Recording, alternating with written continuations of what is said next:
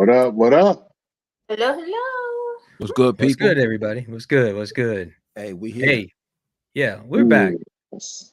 And thanks to everybody in the chat for joining us. I just want to give a quick shout out, first of all, to Gordon in the chat. Thanks Hello, for joining Gordon. again. Pericles, what's good to you as well?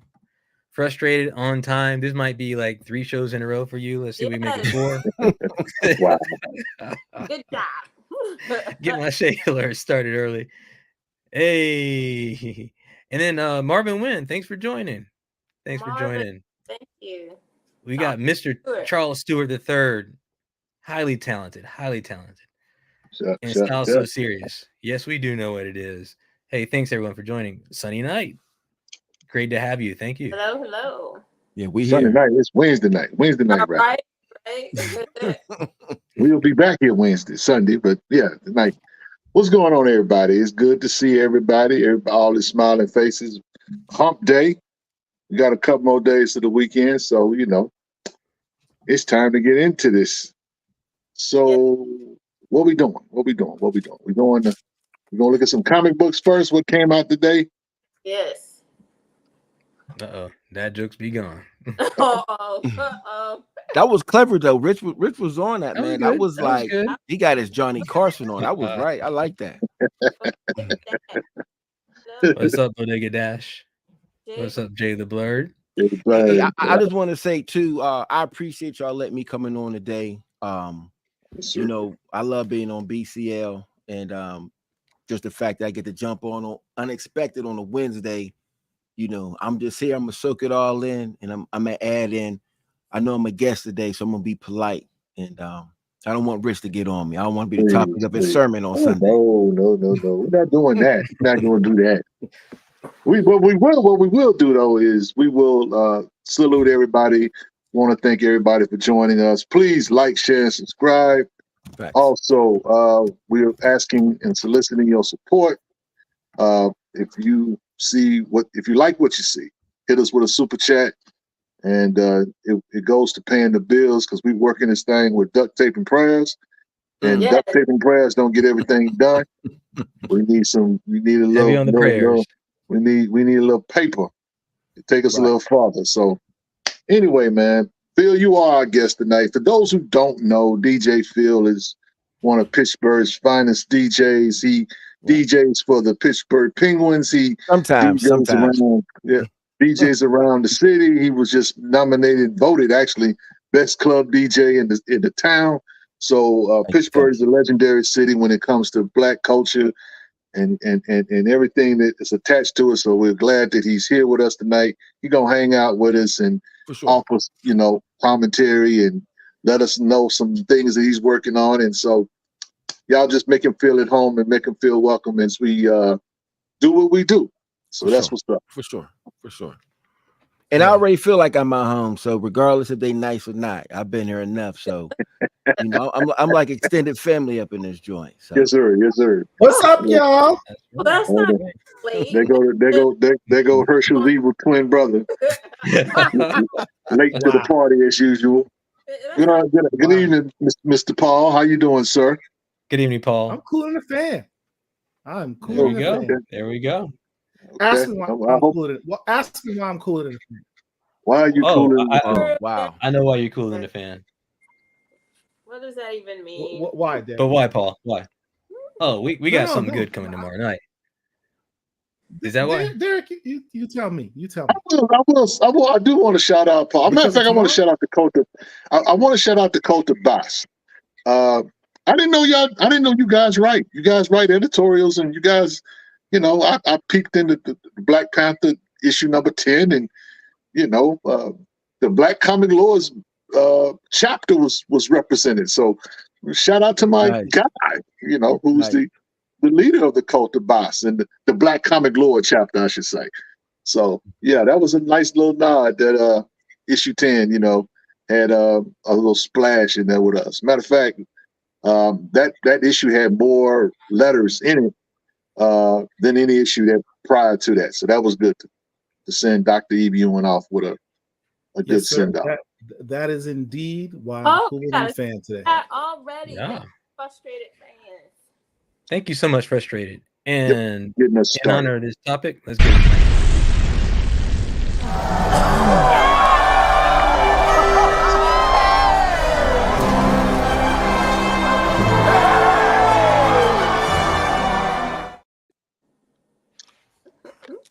What up? We do appreciate it wasn't just my letter. You know who was really well represented was the whole Black Panther fan group that's on Twitter. Yeah, everybody was in. I saw Theo Butler's he represented. Theo, D-Real, Gray, Kid Kamoyo Kid. Shout out to all y'all. Y'all must have worked together. Did y'all call each other? Is that what y'all did? I don't know what happened, but I thought it was dope. It was hardcore Black Panther fans on Twitter. They run Black Panther Twitter. I got my shirt on today. What you got? You got a Black Panther shirt on? I sure do. Well, we got accused of being the Black Panther lords last week, so we trying to diversify around here. We talk a lot of Black Panther around here because he's the guy. We know that. So, but yeah, shout out to the Black Panther fandom. You guys represented for real. I mean, Black Panther lords is hilarious. That is hilarious. I might actually make that a sub chapter. Wow, that's funny. The Lords of Jerry Blur has a question. He says, "Did y'all watch X-Men at 97?" I watched the first episode. Yeah, watch the first episode. I know they put out like a couple of them. We're gonna have new episodes every Wednesday night, so that'd be kind of cool to talk about X-Men on Wednesday nights as well. So we are a comic book group though. And so let me just ask you guys when we get started before we get into all the comics that's coming out this week. So Marvel just recently dropped everything about what they're going to be doing. Dr. Ewing, is not out of work. She's going to be working on Exceptional X-Men, which I guess is a team led by Emma Frost, I guess. But there's literally like 9-10 titles. Right. I saw that. That's too much. Right. Yeah. They're literally doing... It's like, okay, you just finished, you're trying to finish Krakoa. You got 11 million titles out now. But you're going to do this. Now, there's going to be another Storm book. So I'm good with that. But there's an X-Men, Uncanny X-Men book coming out. There's a Wolverine book coming out. What else is it? It's a lot. It's a lot. So, are you guys going to spend up to $50 a week on X-Men books? No. And I'm an X-Men fan, but no. So Marvel, we let you know right now. We let y'all know we're not buying all them books, bro. We are just not. Now, if the books are good, we'll talk about it. But are we buying that many books? I don't think so. How's Marvel going to have an Uncanny X-Men book? The flagship book for the X-Men. Always has been. I think Gail Simone is writing that book too. Not have a single person of color on that team. Well, there is that too. Storm is not. You know what? The funny thing is, Storm is not even on the teams. Well, she's going to have her own book. She's going to have her own. But she's not on any of the teams. When's the last time Storm hadn't been on the team book? The question is she going to have a team in that book? Is she going to be the leader of a team on that book? I don't know. I don't know. 6AG. A lot of comments people make online is it's doomed to fail because books titled Storm never sell. However, that's not to say that books where Storm is the star don't sell, because X-Men Red, Sword, to some extent Immortal X-Men, Resurrection of Magneto, all books that were very popular and sold, but the lead in those books was Storm. It just wasn't titled Storm. Right. I think that's kind of the matrix of what they're trying to figure out is you can have black-led books that are successful, just don't put the black person's name on the title. That's kind of the that's been going on the internet. Marvel's gonna Marvel. Yeah. So we got another super chat. That's good. 6AG. We do appreciate you. Thank you so much for the super chat. I salute you. Donation. It's a donation. I thought it was the trash. Don't be hitting on me.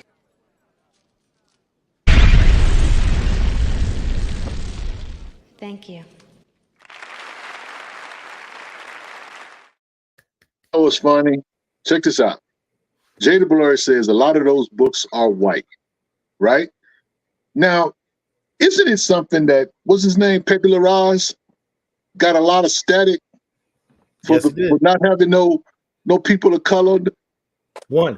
He was trying to let y'all know on the cool. He was trying to let y'all know on the cool, the future. And so now some of y'all look crazy getting that old boy about that because they dropped these books or whatever with nobody. Bishop and Storm, that is it. But you know, hey, y'all still gonna go. Shout out to all you X-Men fans. They go out there and buy every title and be depressed and complain. So Yeah. I hope X-Men 97, I hope that satisfies your fandom because man, that's a lot of books, bro. I don't know how Marvel's. I don't even know how they budget for that. I give it 6 months at tops. Well, they only need to do. They're not going to do 10 issues of each book. You know, with X-Men 97 dropping, they figure everybody's going to get their X-Men fix in. You got Deadpool, Wolverine get ready to drop. So if you're going to drop a bunch of X-Men books, now's the time to do it. Like this is the perfect time. And it's all jumping on points. Like everything's starting right now. I don't agree with it. Like I saw all those titles. I was like, they just making up titles now at this particular point. You know, I would rather do one X-Men book and make it the best X-Men book you can and just knock it out the park. And people can go crazy. Or then maybe have like one auxiliary book. But this many titles. But how do you make more money off of that? I mean, because I'm with you on money. that. It's a money grab, right? For sure. So, for sure. And it's smart. I guess, yeah. And I'm wondering if there's something that some of these books are going to lead to, whether or not it's related to X-Men, to try to bridge fans into something else, right? Right. I don't know. Yeah. Oh, that's usually always the motive when we have the wide spans, extended universe, extra, come get everything. It usually does lead into something else down the line. Well, here's the thing though, guys. The Krakoa stuff is part of the continuity. They're not rebooting the X-Men. They're going forward as they're doing a hard start, but they're treating the Krakoa stuff as canon, which means that everything that happened in the Krakoa situation is going to carry over into the new X-Men stuff. Okay. So that's to me weird in itself. Yes. But they're gonna keep it up. So I'm like, okay. That's why I think we got these old crazy looking books like you were talking about, Phil, and none of it's gonna really matter at the end of the day because they're starting. Here's one. They're doing a Wolverine book, so they're gonna start Wolverine over again. And you know, I'm like, why? But okay. But everything is going to be continuous. I don't understand that. But you know, that's X-Men for you. Can I make a proposal? Oh, okay. Hey. Do I need to play a disclaimer or anything first, Paul? No, man. All it's right. me. That's why I asked, Paul. He says no. Wow. I'm excited to have Big Phil in the house. Thank you, my brother. I appreciate you. When he said, "Hey, may I please come on the show?" First of all, I was offended. I'm like, we gave you the whole blessing as your official Black Comic Lord. You don't need to ask if you need to come on the show, bro. You're part of the squad. You're part of the fam. Like, yeah, but I believe in order, man. I believe in. I get it. I mean, so you have order. You have order at your family cookouts. Is that how it goes? Man, the kids don't get the ribs first, man. Y'all gotta start with the hot dogs, player. We love y'all, man, but don't be grabbing the ribs and you know, start you off light. But no, I mean, and I will say, you know, y'all have opened your doors up to me before and presented certain things to me, and I didn't jump on it like I should have. But I just felt like I really wanted to be on this particular show because I haven't been here in a while, and I missed the camaraderie with y'all because you know y'all family, you know. besides for this, we kick it outside of here. So For real. So let me jump on here. So the proposal is, I like you to propose, because understand, we don't have anything planned. I mean, did y'all talk about any big plan? Like, is there an agenda? We got nothing. So, Phil, what do you want to talk about, man? What you want to chop it up about? First of all, we got Brother Rich in the building, and I don't want, we got to make sure the bishop, the deacon, broadcast. I like the way this is going. If I can I segue into? I actually do have a date for Collections in Black. So y'all going to hear it here first. I need to hear this because I got flights to book. And everybody get pencils and paper. And real talk, I'm gonna give it up to Brother Rich been on it, man. Brother Rich been hit me up. He give me these semi-threatening messages like, "Fam, man, you need to tell me this date, cuz, or I'm not exactly." I don't want you throwing me under the bus, man. You didn't come out to my event. No, for sure. Some of us have schedules, brother. So the exhibit's gonna take place July 25th, at the illustrious August Wilson Center here in Pittsburgh. The exhibit is going to be crazy. And I just talked to, I'm gonna say to Sean Martinberg. Please tell me I'm saying that. I believe Sean Martinberg. I talked to him yesterday. I may be linking up, possibly. I may be going out to LA with him for if they have this Afro animation convention that's coming up, et cetera, et cetera. Going to shout him to get him, have some things and get his part in the film as well. And we talked about the his new book that he has, which is crazy. That Red Hood book is unreal. Not enough people are talking about that book. It's he gave me some insight. I got some insider insight, and it's just I'm really excited about it. Shout out to my man from Stranger Comics right there. Speaking of Stranger Comics, Sebastian sent me a box of Heat this week. And I just happen to have the books right next to me. So if I could just show a couple, just so happened. Just so happened. So I'm trying to get Sebastian in the film also. But I don't know if y'all seen, he has that new Akira cover out that is crazy. Right. That's crazy. So I mean, he sent me, and the only reason why I'm saying it's next to me because I have a bunch of books stacked up over here, and it's like right here. But he sent me like all of this yesterday. Oh wow, nice. Wow. And like, I got all of the volumes. I guess these would be like the trade paperbacks of his, of their joints. That Untamed is amazing. That's a dope book there for real. That's Untamed. And I'm sitting down with it, but then he sent me all the individual issues. No! I'm huge. You got the hip hop variant, De La Soul joint with all the different covers. Oh, I want that joint. Nice. That's I know Rich wants that. Oh snap! Oh yeah, that's nice. Let me go through a couple more of these. I don't want to show y'all everything. I don't want y'all acting, because black people get sometimes. Man. Oh wow, the Lauryn Hill joint. And I thought this was crazy. So when you think of this overall iconic comic book covers, you think of Hulk 181 is one of them, obviously. But also there's that Silver Surfer cover where where he's battling Thor.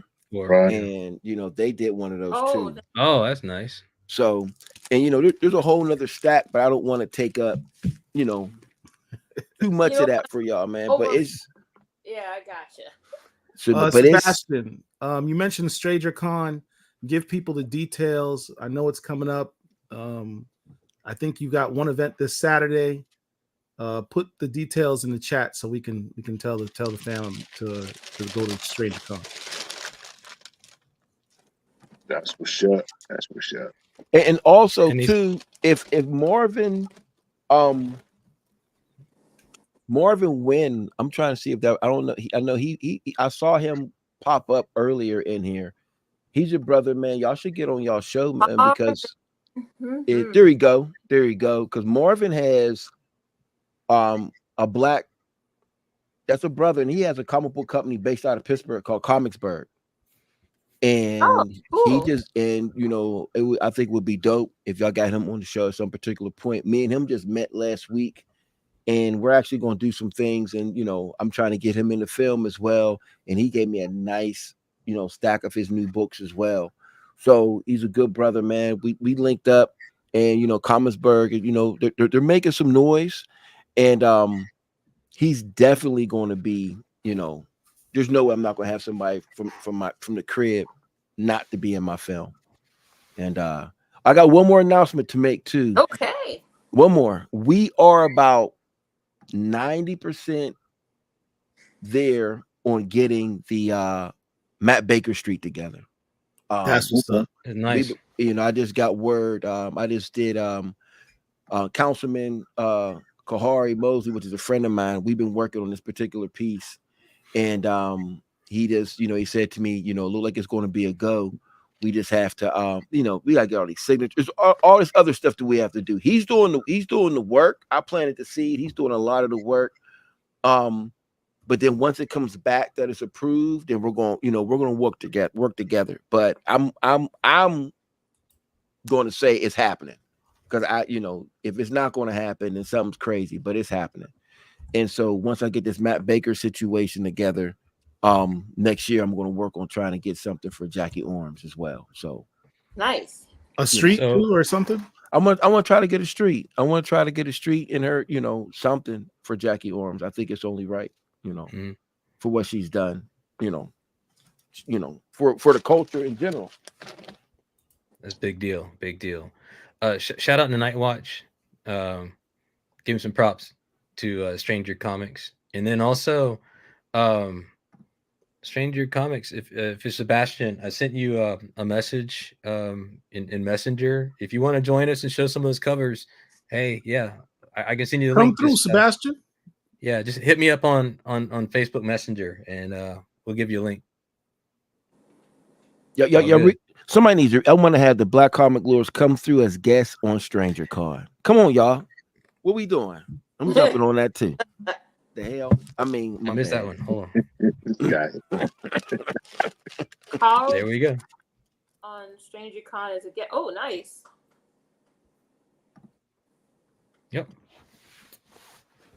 There's also just while we're waiting, there's a question that came through earlier. I just wanted to acknowledge. Jay the Blurred asked us if we're reading Mace Windu and Gunslinger Spawn. Yes. Mace Windu, absolutely. Yes. It's kind of the Mace Windu book is dope. Gunslinger Spawn, I love Gunslinger Spawn. Javier is a special kind of Spawn. He's actually I guess you could say he's more like a cowboy or whatever.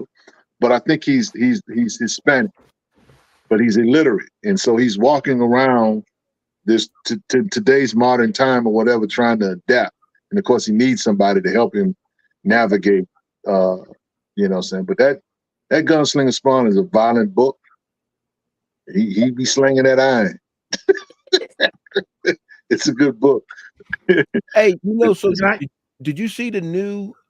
I think Paul. So Karan, who you got the artwork from? I mean, you both got the artwork. Karan, yeah. I think he's doing the new. One of the new covers for Gunslinger Spawn. He had posted it on his IG.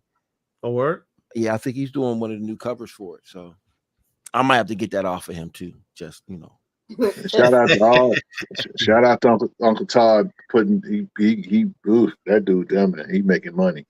Hand over fist. Did y'all with regard? Go ahead. I'm sorry. No, go ahead. I was gonna say with regard to the Star Wars Mace Windu thing, I pointed out something on my show last week that I wanted to share with y'all in case you hadn't seen it. So here's this Mace Windu issue. It's got some dope variant covers. Oh wait, you can't see the screen, can you? Can you see the screen? We can see it. Yeah, we can see it. All right, so this is the blackest Star Wars book of all time. Mace Windu's the lead character. He's got this other woman, Azita Cruz, sister, who's in there. Mm-hmm. But then check out the creators. Mark Bernardine writer. Yeah. Georges Genti, penciler. Dexter Vines, inker. Andrew Dahlhaus, colorist. The entire creative team is all black. Hold on now. I saw some mayonnaise. You gotta keep hey, yeah. The cover artist, Mateus Manahini, is also black. The cover artist on the alternative cover. I saw. So why you gonna just pass over the mayo like that, bro? Man, I don't put mayo on my sandwich. So Karen Dargo on the variant cover, black. Can we run the shade alert? Yeah, Paul hid it from me. That was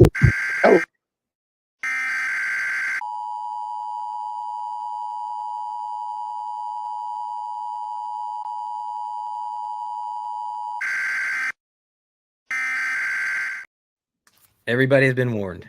I'm just saying. This clearly falls into the McDuffie rule. It goes beyond simply having black characters on the cover to having black creators on the interior. Right. No doubt. This is a lot. This is a lot. Shout out to my man Robert Simpson, senior editor at Marvel Comics, on behalf of Lucasfilms, who is low-key melanating Star Wars comics. Yes. All right. So Paul, we have a special guest. We have a special guest? We have a special guest. Seb!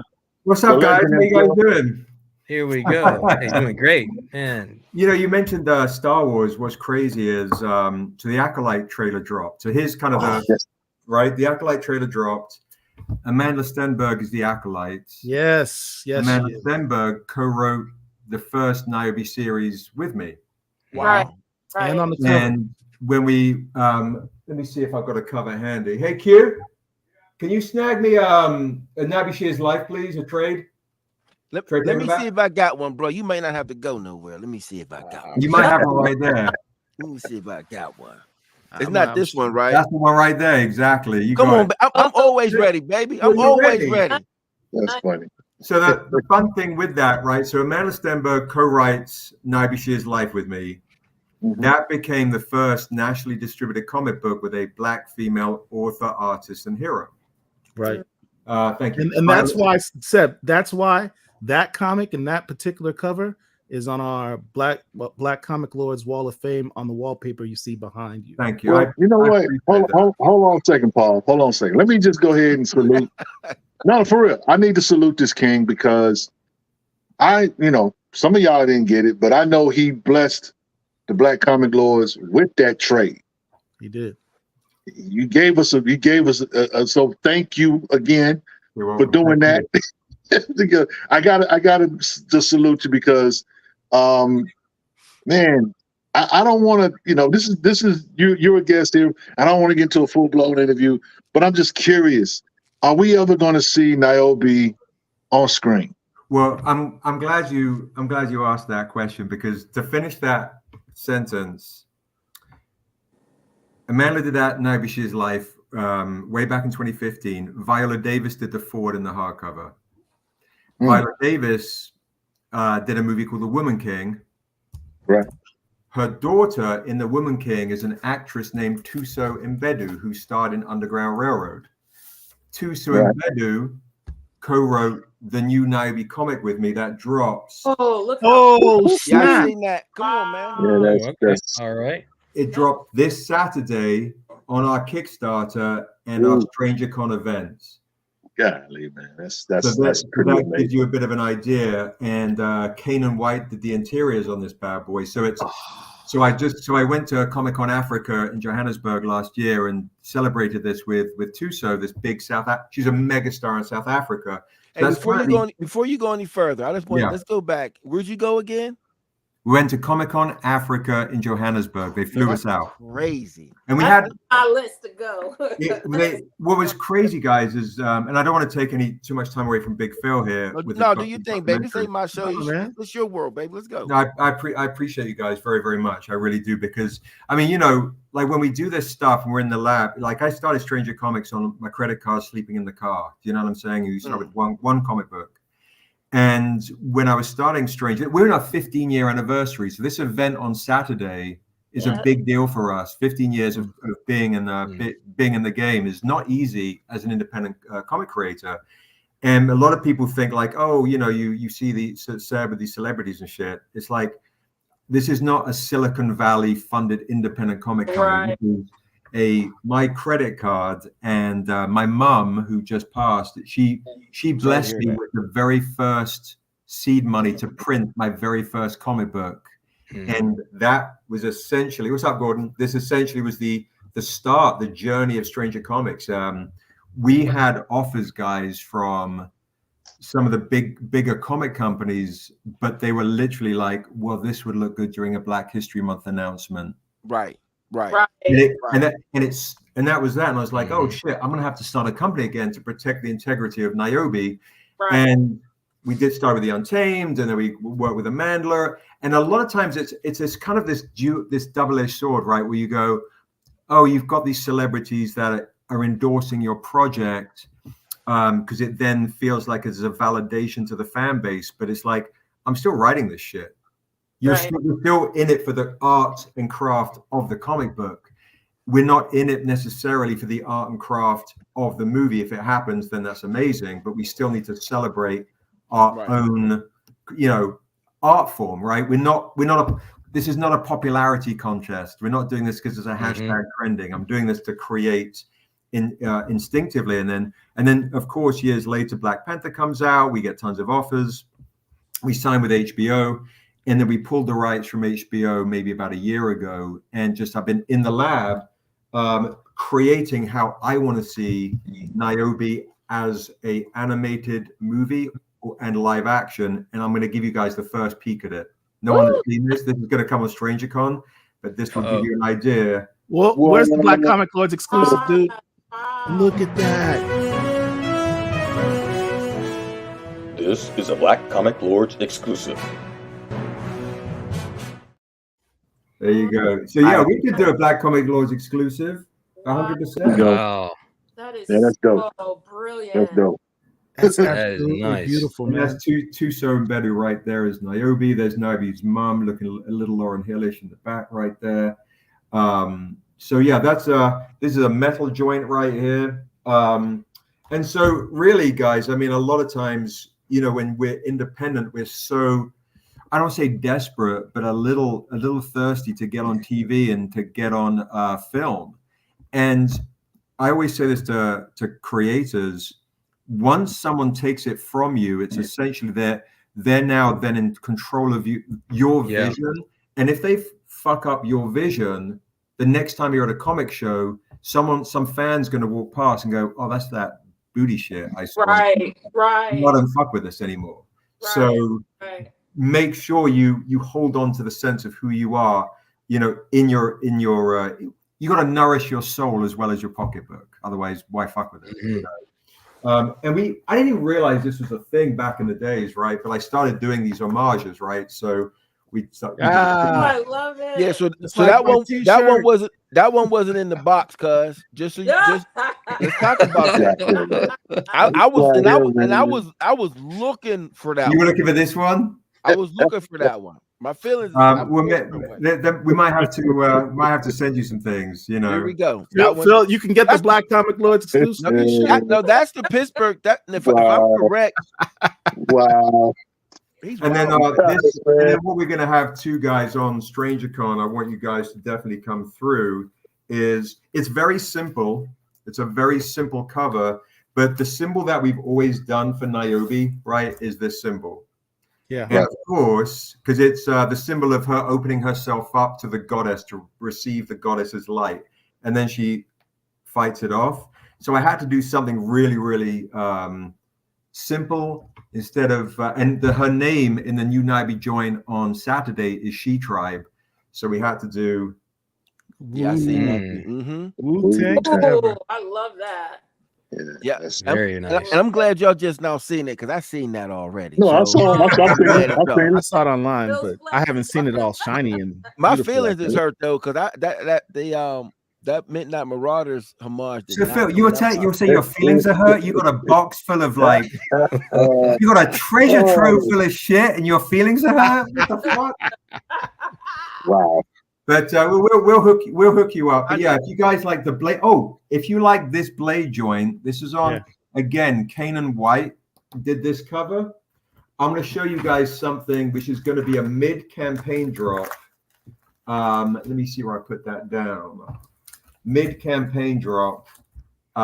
It's another blade homage. I got like shit all over the table now. Here it is. Let's see.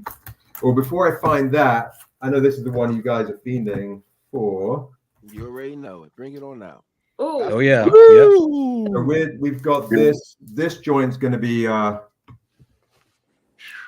So guys, if you come to StrangerCon, here's the cool shit, Black Comic Lords. If you guys and folks in the chat, if you come to StrangerCon literally on Saturday, you're going to get a free paper edition of the Akira homage as a gift just for coming, because we already hit 100 likes. All you got to do is pay for shipping, because I'm not shipping that shit for free, but you get the comic for free just for turning up. Now, this is the metal edition. If we get to 200 likes on the stream, if you back the Kickstarter, you will get the paper edition of this, not this version, but the entire Spirit Rune version. Oh, that's hard. Nice. Yeah. Right. That's brilliant. So make sure you guys come to StrangerCon. What I'll do is I'll pop this in the chat, guys, so you guys put it in the chat. We'll put it up on the screen. Yeah. And so folks, there you go. If we pop in, we could stream at the same time. 100% done. Increase the amount of viewership. I'd be honored, guys. Let me know what time is. I can kind of go over kind of the times of the current guests. I've got some time slots open, and if you want to come and hang out with the Stranger Comics entire crew, that's at 6 o'clock Pacific, 9 o'clock Eastern. But I got some other time slots as well. Let me see if I can find these blade joints. I got a question for you. Yeah, sure.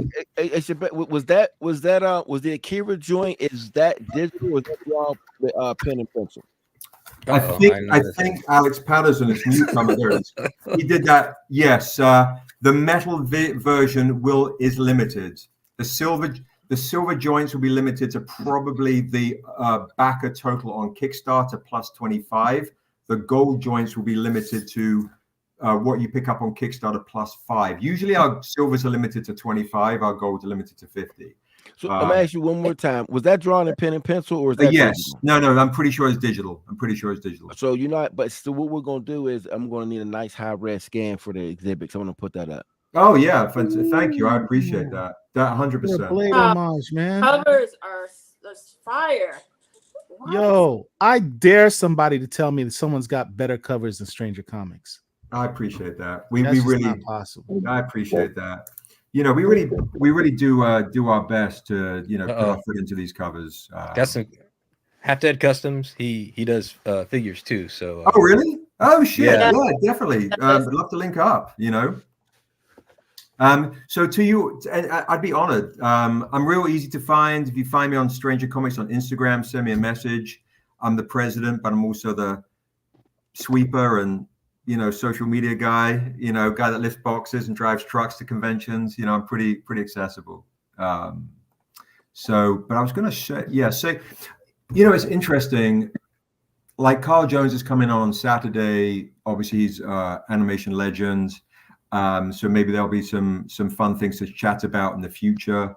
Prentice Penny, who co-writes, who's essentially the head producer of Insecure, the TV show on HBO. He and I write the new Naobi and Dura joint. We have a production company together. So there's a really, really good chance that this stuff will get onto the silver screen and the golden screen and so on. But I'm always mindful of protecting the integrity of Naobi.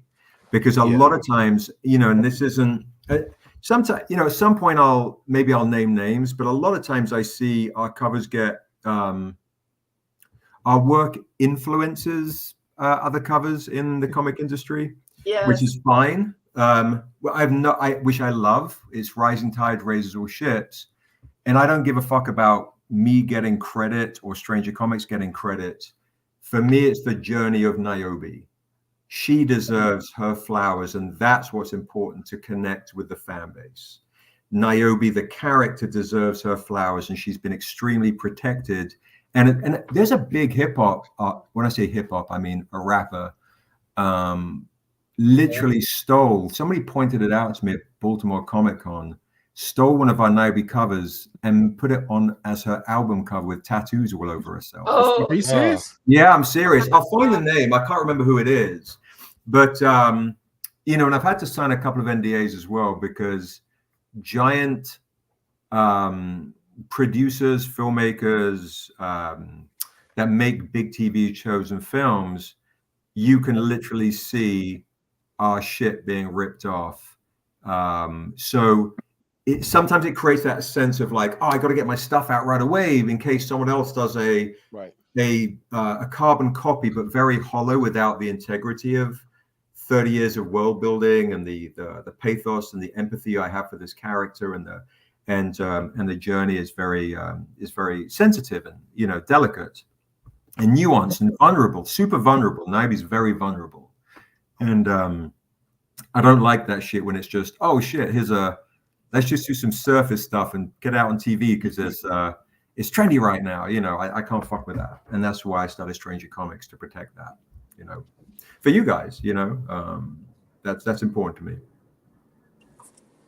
Yeah, man. So anyway, enough of, you know. So yes, I'd love the Black Comic Lords to get on the Stranger Con, share the stream. As a tech guy, I suck. I don't know what the fuck I'm doing. I know I can tell a story, and I know I can sell at a convention and work with great artists. But as far as tech, yeah, hit me up. Come into the streams. I'd love to have you guys come on as a guest to the Stranger. I will ask my overlord if I may have permission to have the free time Saturday night, and I will be there. The overlord. He said the overlord. Well, you can tell your overlord. We'll make sure we'll give her a couple of free comic books and posters and things. You know, as gifts from us to your family, would be honored. You know, that'd be dope. Thank you. For sure.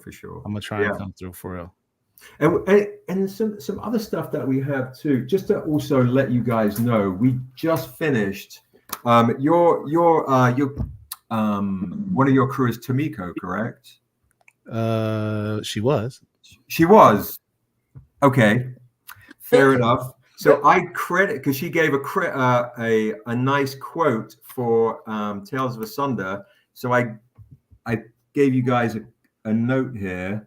Oh, look at that. Oh, That's nice. That's nice. So there you go. So this is on the back of our new trade paperback, which hasn't dropped yet. So another, just wanted to give myself a tip of the hat to you guys, along with.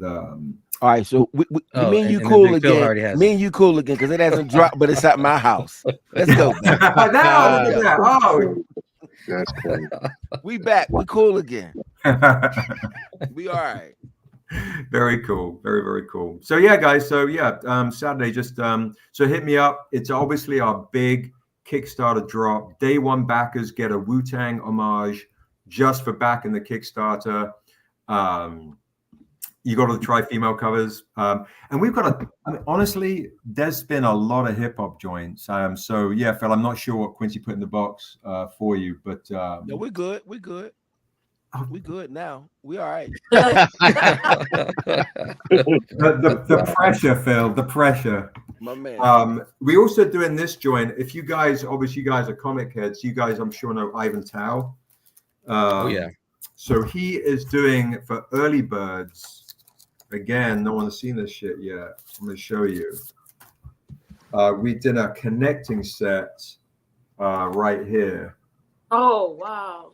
So this is the Ivan Tao Niobe joint. Crazy.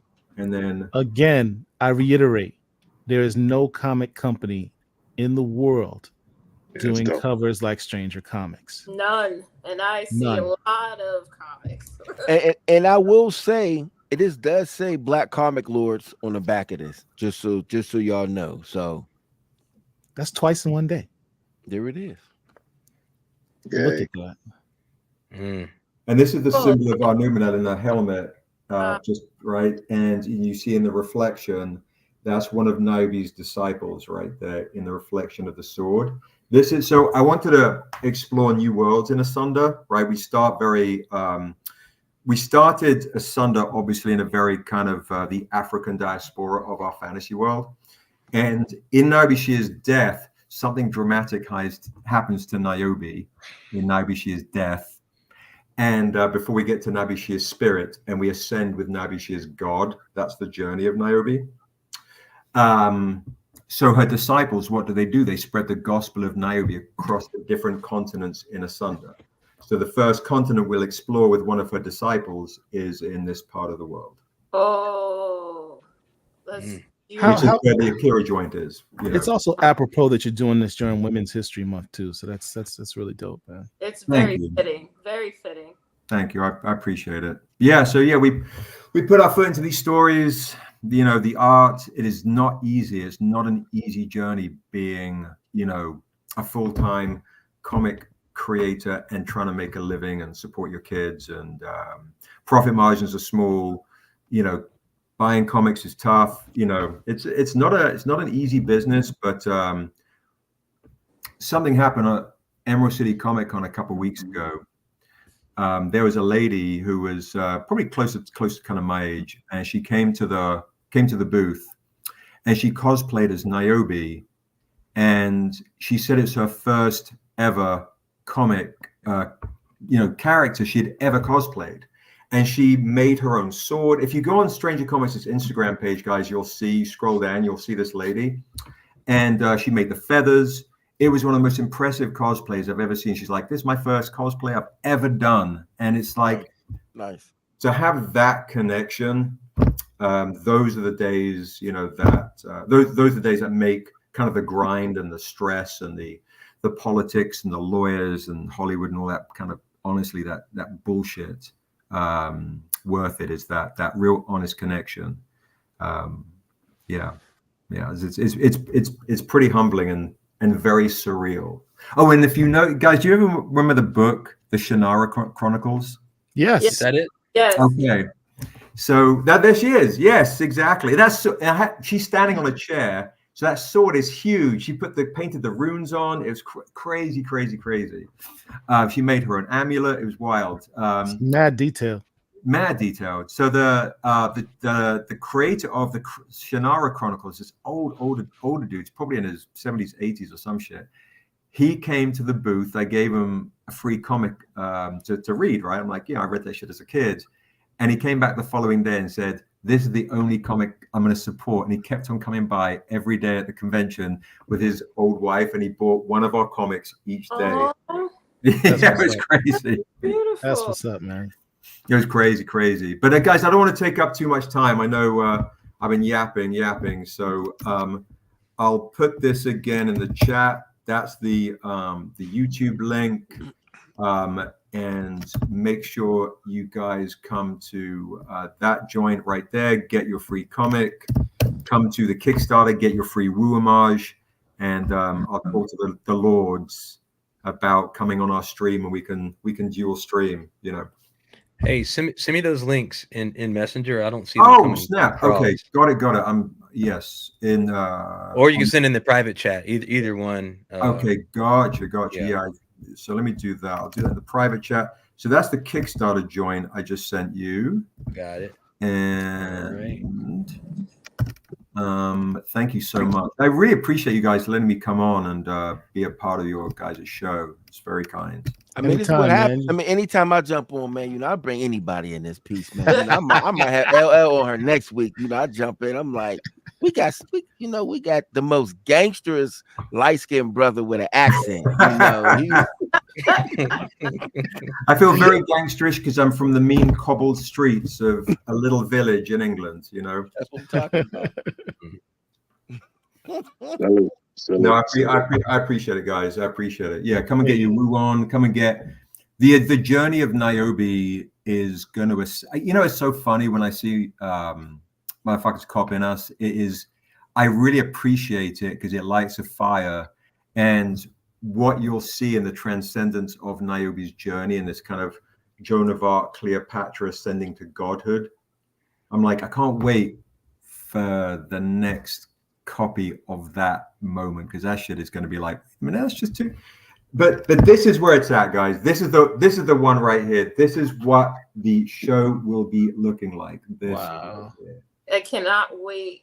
So if you guys want to really Nice. see, like, I can't wait for the next wraparound from some other motherfuckers that look like this. That is a true work of art, man. Yeah, and what's cool is you guys, when you get your copy of this bad boy right here, thank you very much for subscribing. Each character has their own story. Now, if you guys ever get a chance to watch Underground Railroad, if you haven't seen it, Barry Jenkins, a lot of times he breaks the fourth wall, but in these kind of real kind of Rockwellian kind of portrait type shots. And so I dubbed this piece Dare to See Us. So dare to see us in our dignity and in who we are, in this is our spirit, and we are vulnerable with our spirit, and it's up to you to do with what you will with our spirit, right? But we're not compromising who we are, which I think in today's society, without being too soapboxy and whatever, in today's society that gets very cosmetic and very auto-tuned. I'm like, fuck all of that shit. This is a time to kind of dare to be vulnerable and go against the grain. That's what I'm about. So if you like that concept, I say this in one of the comic books. Just because you have followers does not make you a leader. Right. Right. A leader is measured in the demons you have the courage to face. Yes. Yes. Right.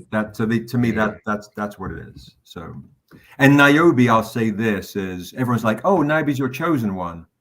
I'm like, no, she chooses to be one. Right. Right. Right. Seb's got bars, in case y'all ain't figured it out. So I appreciate you guys very much. Yeah, keep dropping those links. Come to StrangerCon, guys. If you hit the like button, if we hit 200 likes, if we hit 200 likes, you get more free shit. 300 likes, more free shit. But back the Kickstarter as well, because you get more free shit on that too.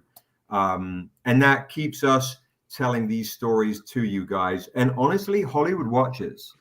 They're waiting to see if Naobi's, ever since we did HBO, and I get a lot of comments like, you're at HBO, it didn't happen. So you fell off. Like, wow, you're validating Naobi if a TV show is made. I'm peace on that. There it is. That's where we're at. We want to get like 500 project followers by the time Saturday drops. Yeah, I just added it when you were talking about it. So thank you. Yeah, and you'll if you watch the Kickstarter video when it drops, you'll see me hanging out with goblins and a green screen. It's a whole thing. Yeah. So yeah, guys, I'll get out of your hairs. Some of you that have hairs, Phil. Wow. The whole bottom row just got offended. I know. I was like, wait a minute. I got to get you back to the tribe comment, but we'll get the tribe to you, Phil, for sure, because I know that's the joint. That's the one. And it's fun. This tribe joint also has Mayim Bialik for just the random kind of insert right there. Oh wow! Right, Blossom with Viola Davis and a lot of good peeps in here. Like if you guys are friends with the Tuskegee Airs crew right here, of course, yeah. Greg Burnham, Greg and Marcus right there. Right. Yeah. There's Brandon. He did the Ford and Dusu. There's the Blurred Girl. Kwanzaa, there's Black Heroes Matter founder Jason Wise Urias right there, who he and I are writing Jason Wise right now as a comic book. And on the back you've got Dennis Cowan right there. You remember Crown, rest in peace, that's her right there. Crownson, Harriet Tubman, Demon Slayer. My son is lurking around here somewhere. You got Jay Lee. Hyung, he's the main artist for The Last of Us, guys. A little bit of right, so Hyung does that. This picture right here, Hyung did that. Hyung did all of our OG painted covers, and he's the main artist for The Last of Us. And we worked with him when he was still in school. That a lot of those covers that he did in the beginning, he was still in school. There he is, right there. You got Jay Lee right there. Yeah, a lot of good peeps on this joint. There's Roya Coupe from Unique Studios. There's Unique Kane Studios, White. yeah. Yeah, a lot of John Jennings. John Jennings, yeah. David Walker right there. Yeah. And if you're familiar with Insecure, so I'm from England, but I spent a lot of time when I moved to LA in Leimert Park, which is of course where they filmed Insecure. So I've got a lot of my Leimert Park crew from back in the days where I used to have dance-offs with the Black Eyed Peas before they got signed. And nice. A whole nother story. Maybe that'll come with Stranger Con. We'll talk about that in the film. Okay, bet. Done. I love that. Yeah, congrats on the film, Phil. All the footage you sent me looks freaking incredible. It looks you're just killing it. Be honored to be a part of it. So appreciate you. Appreciate the kind words, my brother. Yeah, it's amazing. It looks stunning. So, all right, guys, I'll get out of here. I will see you on Saturday at StrangerCon, and all that good stuff. So peace out, everybody. Thank you so much. Make sure you don't log off and make sure you stay on it, and we need you still in the chat, brother. Okay, done. You got it.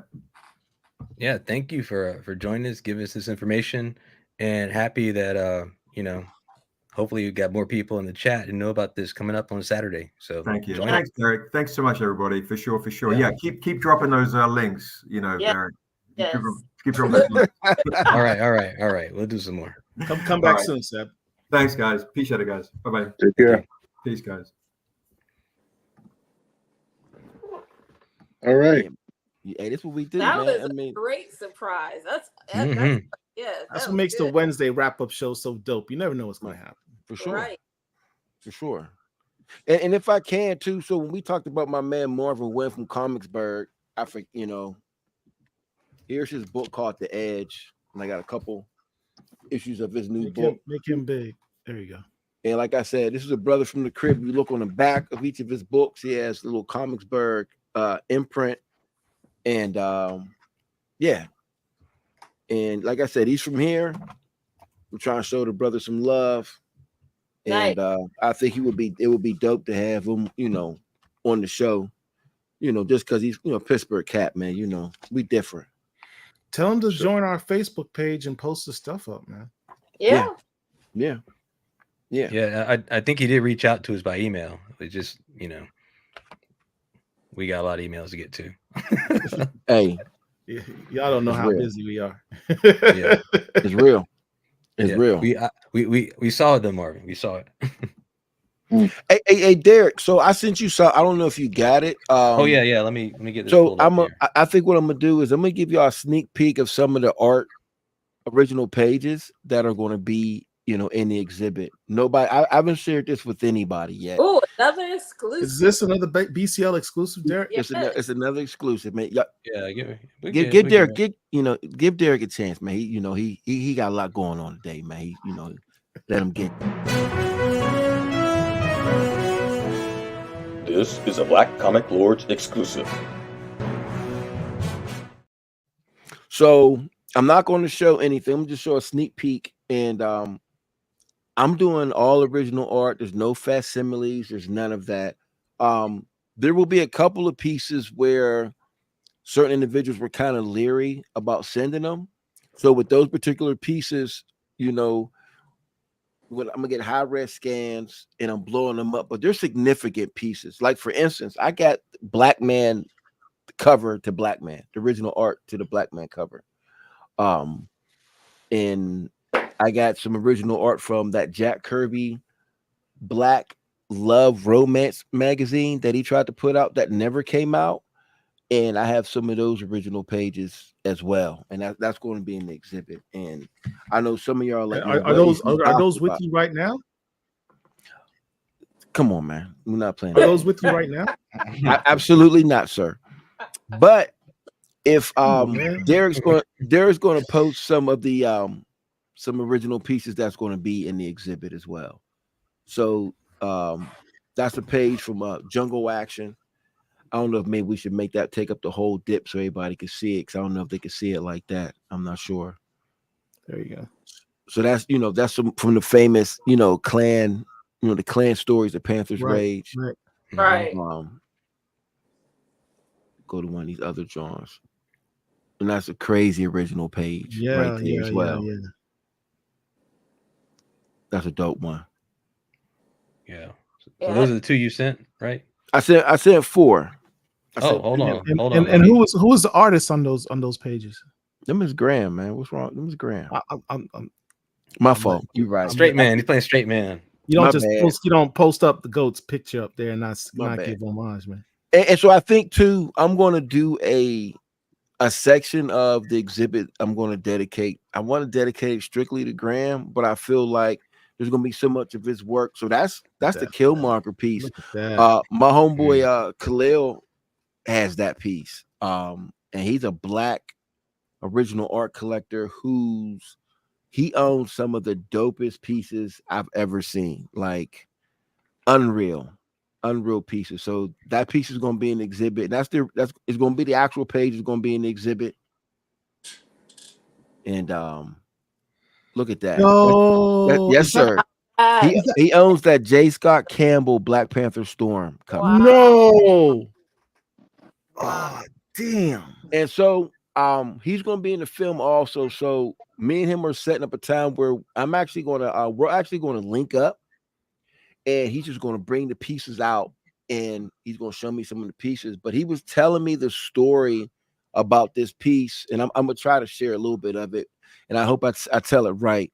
But he was buying some original art, and I'm not sure if he was buying it from a dealer or whoever he was buying it from. And he had asked him, do you have any Black Panther pieces? And this is before the movie, obviously. And he was just like, I guess the guy was like, man, it wasn't a hot commodity, it wasn't selling like that. Right. And I guess the guy said, well, I do have something back at the house or wherever it was. And this was the piece.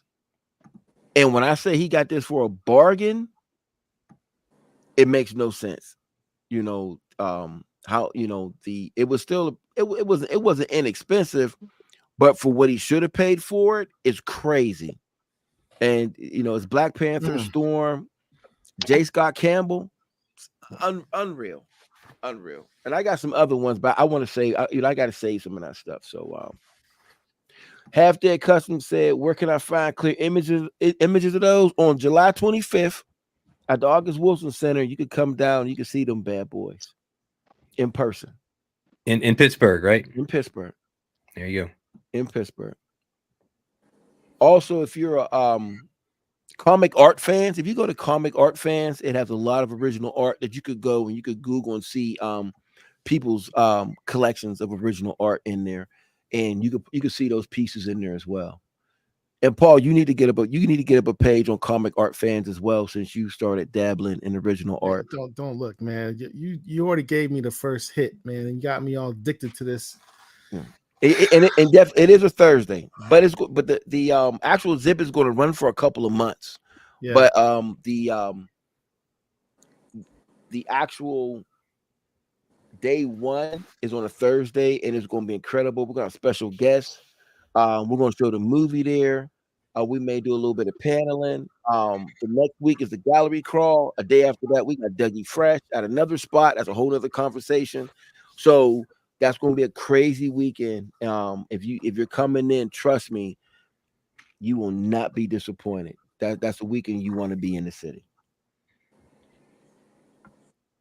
Collecting original art is a slippery slope, man. Once you start down that path, it takes you. It does. It's a whole nother level of collecting. So I'm gonna do my quarterback. And so, what new books are we reading this week? That's what y'all usually do on Wednesdays. Let me go ahead and do that. It's only Wednesday, so the problem is the books just dropped, so a lot of us don't get the opportunity to read them. But sure. I did read Black Panther number 10. Oh, and I enjoyed it. That's that. I need you to give me a little bit more, bro. We just in this airship, and we went into space, and everything exploded, and then now we're just like down to yeah, man. Let's listen. We gotta keep this rolling. Something I was hoping would have been introduced earlier got introduced in this final issue. I think T'Challa's journey of self-discovery is ended. I'll say this probably going more in depth tomorrow night, but I hope the deconstruction of the character of T'Challa is now ended, and we can now focus on really going further with the reconstruction of the character or the construction of the character. Okay. That's what I think Dr. Ewing's run began, and I hope we can just go from there. Okay. So did you? So let me ask you this in layman's terms. Yeah. Did you like it? I liked it. I thought the criticism she was getting about not having enough action, this was pretty much an all action issue. Okay. This was an all action issue. So we have a little bit of housekeeping to do, because quite a while back, around the same time that Sebastian Jones joined us, Bo Big gave us a super chat, and we just don't want to leave Bo Big out. So thank you so much. And Paul hid my super chats from me. So I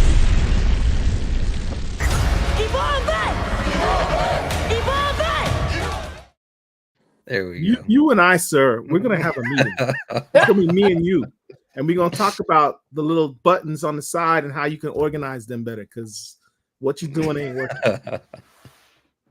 Y'all gonna leave Derek alone, man. He working hard, man. It's a lot of stress over there in these BCL streets. Working hard. Holding down a lot in the background. Yeah, I know. Here you go, Paul. Did you want to talk about this a little bit? I mean, look.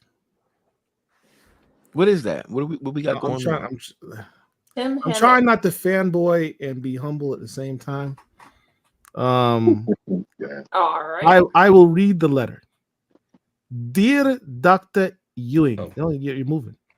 There you go. Your chronicles of the adventures of our great King T'Challa on his road to self-discovery and redefinition are blessings from Bast herself. We keenly note how prior writers have addressed his introspection with T'Challa searching for himself by seeking outwardly, where your tales are searches from within Wakanda itself. This has not been done since the jungle action era of the great Don McGregor. A truly original and welcome take. Blessings upon you and your fellow creators, the Cult of Bast, Black Comic Lords chapter. Lord, and she said, okay, I'm making an exception, number one, because she said at the beginning of the letters that she was not going to respond to people's letters. She's going to try and get as many as possible. So she goes, okay, I'm making an exception. What a comparison. You all bring tears to my eyes with that one, sending you the blessings of Bast. And since we're in BT, the Ibis cult. Thank you, Dr. There we go. Now, man, hey, that's dope. That's crazy. So that's in the letters page of the newest issue or of a previous issue? Of the newest issue that just dropped today. Nice. So the Black Comic Lords are officially in the Black Panther book. Nice. In print. I'm happy. See this question, Pericles. Might to come that count the beginning of construction for further what? Well, we're getting Vampire T'Challa come May. Might that count as beginning of reconstruction or further deconstruction? I think it will be the part of his reconstruction in the sense that the solicits for the Blood Hunt series seems to take place with T'Challa returning back to Bernanzana and somehow becoming a vampire, and he's got to decide between being his urges as a vampire and trying to be king of Wakanda. So I think it's going to be part of his construction again. Let me. So is that the whole vampire piece? Does that take place in the 616 or just one of them alternate stories? No, it's in the 616. Okay. It is in the 616, and much of it's being written by Brian Edward Hill. So we'll talk to him about that tomorrow night. Nice. Oh, speaking of which, Paul, here we go. We have his name misspelled on this. I apologize, Mr.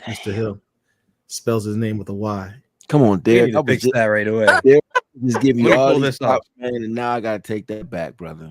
You see what I'm talking about, Phil? Man, we are clearly overworking Derek. Yeah. That was a down level version that Paul gave me. Wow. Every time Derek makes a mistake, somehow I'm involved. Well, at least you're admitting it. You know, if I can say something real quick too, you know, I just want to say, you know, with the Black Comic Lords, y'all as a group, you know, y'all kind of inspired me in all honesty to go extra hard with my exhibit. I keep seeing you say y'all and not we, but okay, I'll take that. I'm fine. No, I say y'all because because there is still the separate but equal piece, you know, because when I look at it, I'm talking about from like in the beginning, like when I would sit back and I would watch them doing different things. And, you know, sometimes when you sit back and you listen to some of these different artists and writers that come on here, you find out a lot of things that you don't know. And you find out a lot of things that you can't find anywhere else. And one thing that I have found is that, you know, y'all reach is your reach is far beyond your numbers and your likes. And I want y'all to understand that, because a lot of times when I talk to these different artists and creators, as soon as I bring y'all up, their eyes light up. And they're like, oh man, I love being on that show. Or, you know, why haven't they called me up yet? Et cetera, you know. But I will say also, there are some creators who are grumpy old men, for lack of a better term, and you know, they take issue with everything. Whereas, you know, we live in an age now where, you know, we didn't have this coming up. You know, besides we didn't have these channels, we didn't have these things that would highlight, you know, and us highlighting these things is not taken away from anything else, because a lot of us read other books as well. You know what I mean? Right. But to be able to highlight and give these people the props, because a lot of these particular artists, they don't get these type of moments in the magazines and whatever other comic book press there is, because those individuals are not going to ask them those type of questions that not only relate to the books and the heroes, but also relate culturally to them at the same time. But we do it in a way. See, I said we. You like that? I said, you know, we do it in a way. Thank you. Frustrated said we too. I appreciate that. It's not divisive, if that's what I'm trying to say. And a lot of times, you know, it's just when I sit back and I feel these calls from these creators and artists and things of that nature, and I just sit back and I'm just like, you know, never did I think I would be in this particular position. And I will say, you know, I got to give y'all props, because, you know, I sit back and I watch the Sunday shows and I love the Wednesday shows, and I chime in and whatever, but it motivates me to sit out there and be like, man, I gotta go out there and go hard. I gotta go out there. I gotta go hard. I gotta make this right, because I've said, if I don't do it, I don't know who else will. But I just want to say, and I know this is a lengthy explanation, but I do appreciate being on this platform, being a part of this platform. But I'm as much a fan as I am a member of it, you know. So, and I think a lot of other people are too. And like my man from Stranger Comics was saying, people are watching. People watch. They may not say nothing, you know, they may not chime in, but people watch. And I know that for a fact, because I've had conversations with people who I didn't even know even paid attention. Oh, they watch. So that's all. That's all I'm saying. Yes. That was my TED Talk, you know. Started from the bottom, now we here. Right. Real talk. Yeah. You know, I noticed you go to a con, you go to a comic book shop, you have a critical mass of mainstream, typical, what the publishers think of as a mainstream reader, right? Right. Our critical mass isn't going to just show up in a comic book shop. There's just not enough of us in the same place at the same time. Our critical mass has to happen, in some virtual setting, really. But when we get that critical mass, then we can really show, what we're about. And then we can get awareness of everything that's going on, because a lot of people, a lot of creators doing a lot of hard work, right? So the best thing we can do is to just, try to be a megaphone for the great stuff they're already doing, and then take feedback on how we can do better every day. Damn. I love, I give Derek so much shit. And when that brother decides to open up his mouth and get deep, I always get shook, man. I have hair standing back on my neck.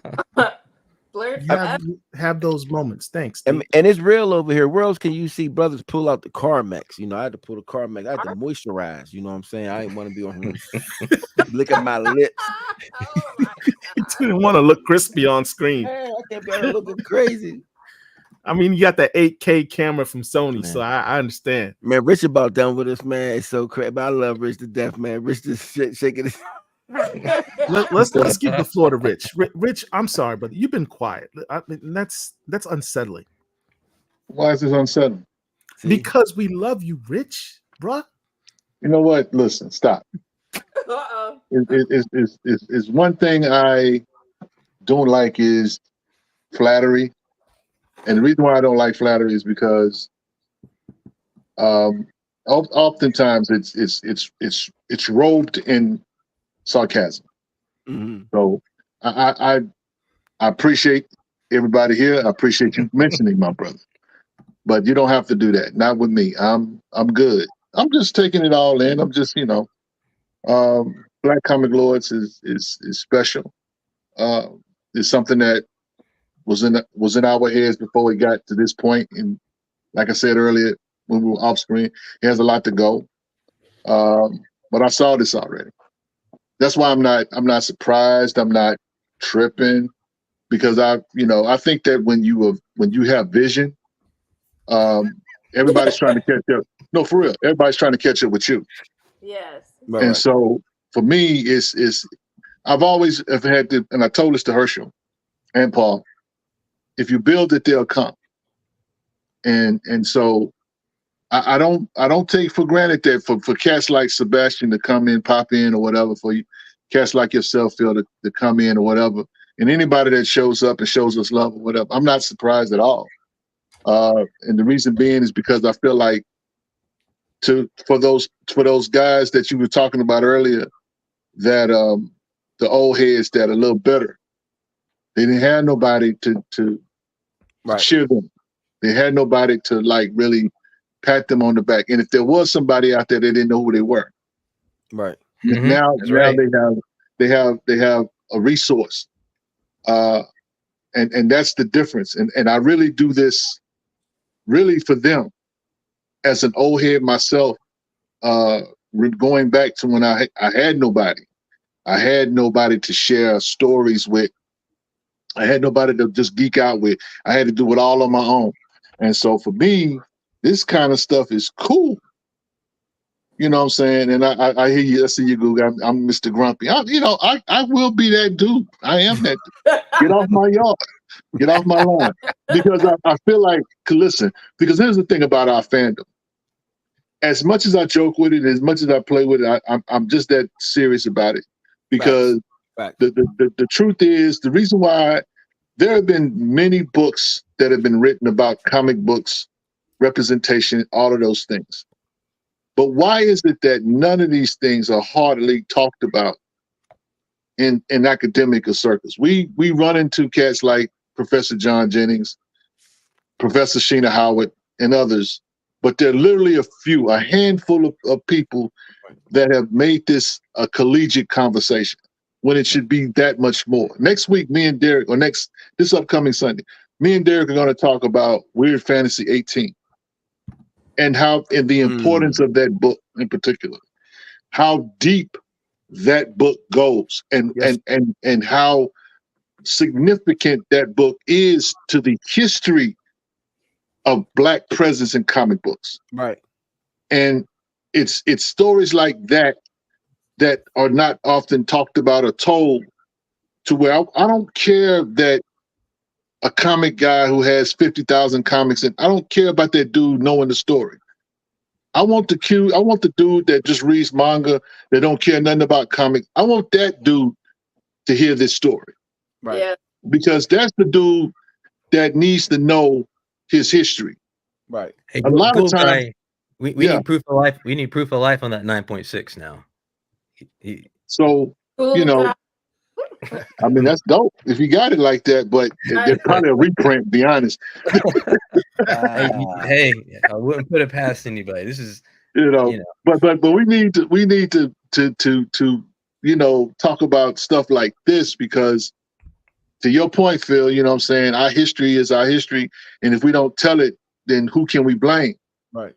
You know, our stories, they get lost to time, and they get lost. And I sometimes think that some people don't take what we do serious enough. Okay. And the reason why I say that is because it's literally, we're really crafting and curating history. Right. That will go away, because eventually paper and all that is going to go away. Right. Digital will be the way. The only footprints that will say that we were here will be these conversations, will be this podcast, will be us talking about, you know, different things. And it's okay. I love reading comic books or whatever. But I have to have an adoration for the hobby and the people in it. You know what I'm saying? The most important people are the people themselves, not the creators, not the characters. I love T'Challa.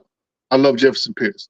I love all those dudes. But the most important people in my life are you guys. Because you're the real superheroes. You're the people who can aspire. And so for me, that's how I see it, bro. I mean, I'm glad that we have this space. And I'm glad we have this platform. I'm glad that we can share something that's going to go beyond us. You know what I'm saying? I tell people, if your vision starts and ends with you, it's too small. Come on. Right. You need your kids, Phil. You need your kids to be able to one day look at something that you did in Pittsburgh, a landmark, and say, my daddy did that. Right. This is what my daddy did. Right. Our kids need to be able to look at what we did and say, you know what? I didn't quite understand everything he did, but I know he put a brick in the foundation of Black comic fandom. For sure. That's all. Legacy's important. That's all I'm about as far as this goes. I mean, you know, I like to joke, I like to be grumpy, that kind of thing. But the core of who I am in this space, you know what I'm saying? It is what it is. And so I give Paul, I give Herschel, I give all my guys a lot of grief. But I do that because I love these dudes, and I recognize that we have something before us that I think sometimes we don't recognize how blessed we are to have. I just want everybody to recognize how blessed they are. Hey. So, and you know, and it's I knew we was gonna get a sermon. I told you I was coming, man. This is real life. Like I think that's what makes BCL different, is that it's real life stuff. You know, at the end of the day, you know, it's wrapped up in comics, but we deal with real life stuff all the time. And you already know how I feel about that weird fantasy piece. When I was in Florida, I got a chance to actually that's crazy. Hold the actual cover. As soon as I took a picture and I sent it to everybody, I actually got a clip of it in the one video piece I did for OA that I'm doing for OX. The one trailer, but OX actually shows me holding that piece. And as soon as I seen that, I was like, "Oh, this is crazy!" And it's funny because it was just like laying up against a bunch of other artwork that's laid up against a table somewhere. And I had a conversation with the guy, like, you know, that's one of the most important pieces ever. And we had a whole conversation about it. So I mean, bro, I just want everybody to know also, you know, this Sunday when we do the show, you know, Ken Quattro is gonna join us. and he's going to offer an alternative perspective to what's been kind of put out there as the narrative. Right. So it's going to be a dope conversation, man. But I don't think a lot of people. I mean, I know we love Eben, we love Fantastic Four 52, but that's the book, bro. That's the one. That's the grade. That's the one. I mean, you know, all Negro comics, absolutely, but that's the one, because that's the one that a lot of people, I don't think people realize that, you know, we have Nichelle Nichols. We have Avery Brooks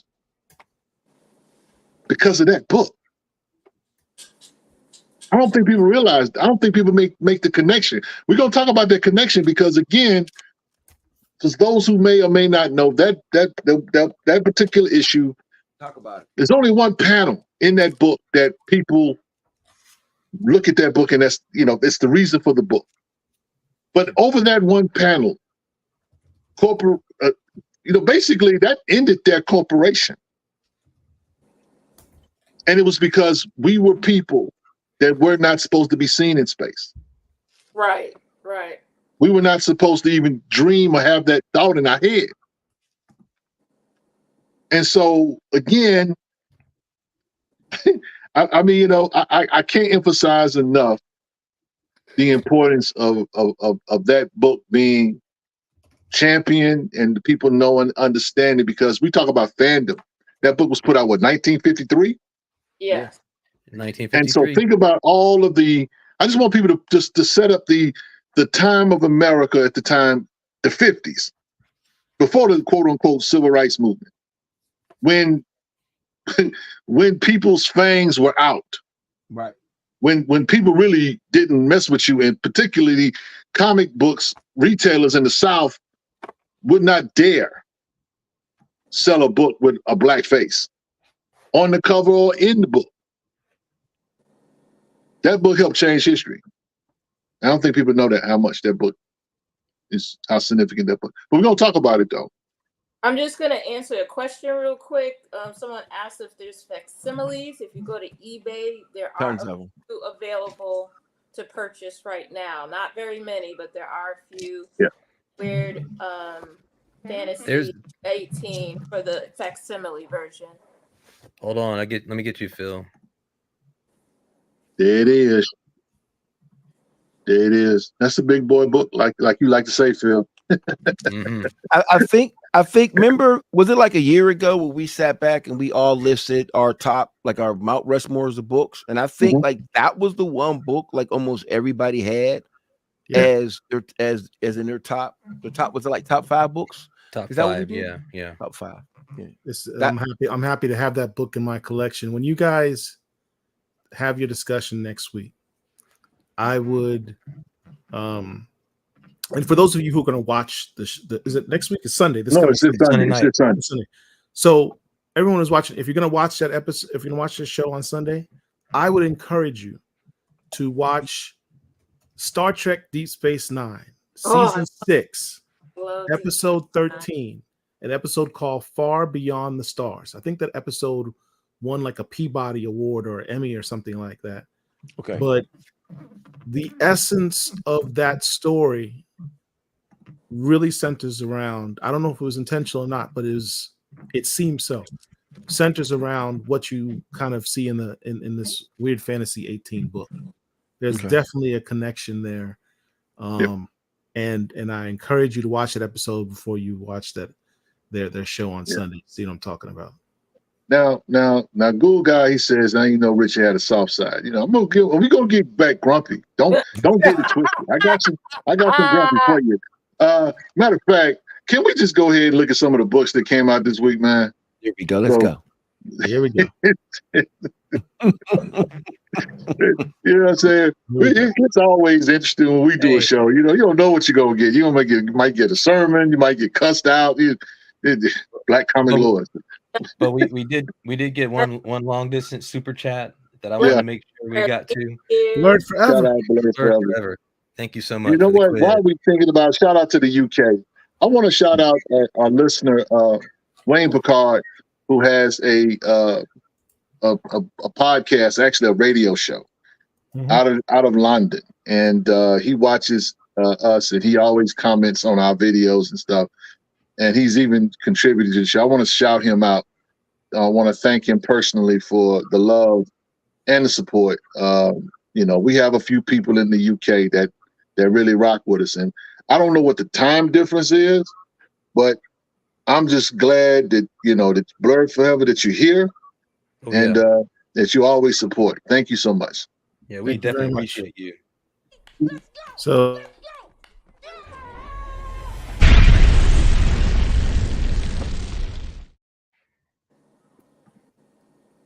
Whoa! Books of the week. Is that a 1 in 25? That Black Panther, that sketch? No, sir. That is a 1 in 50. What? 1 in 50.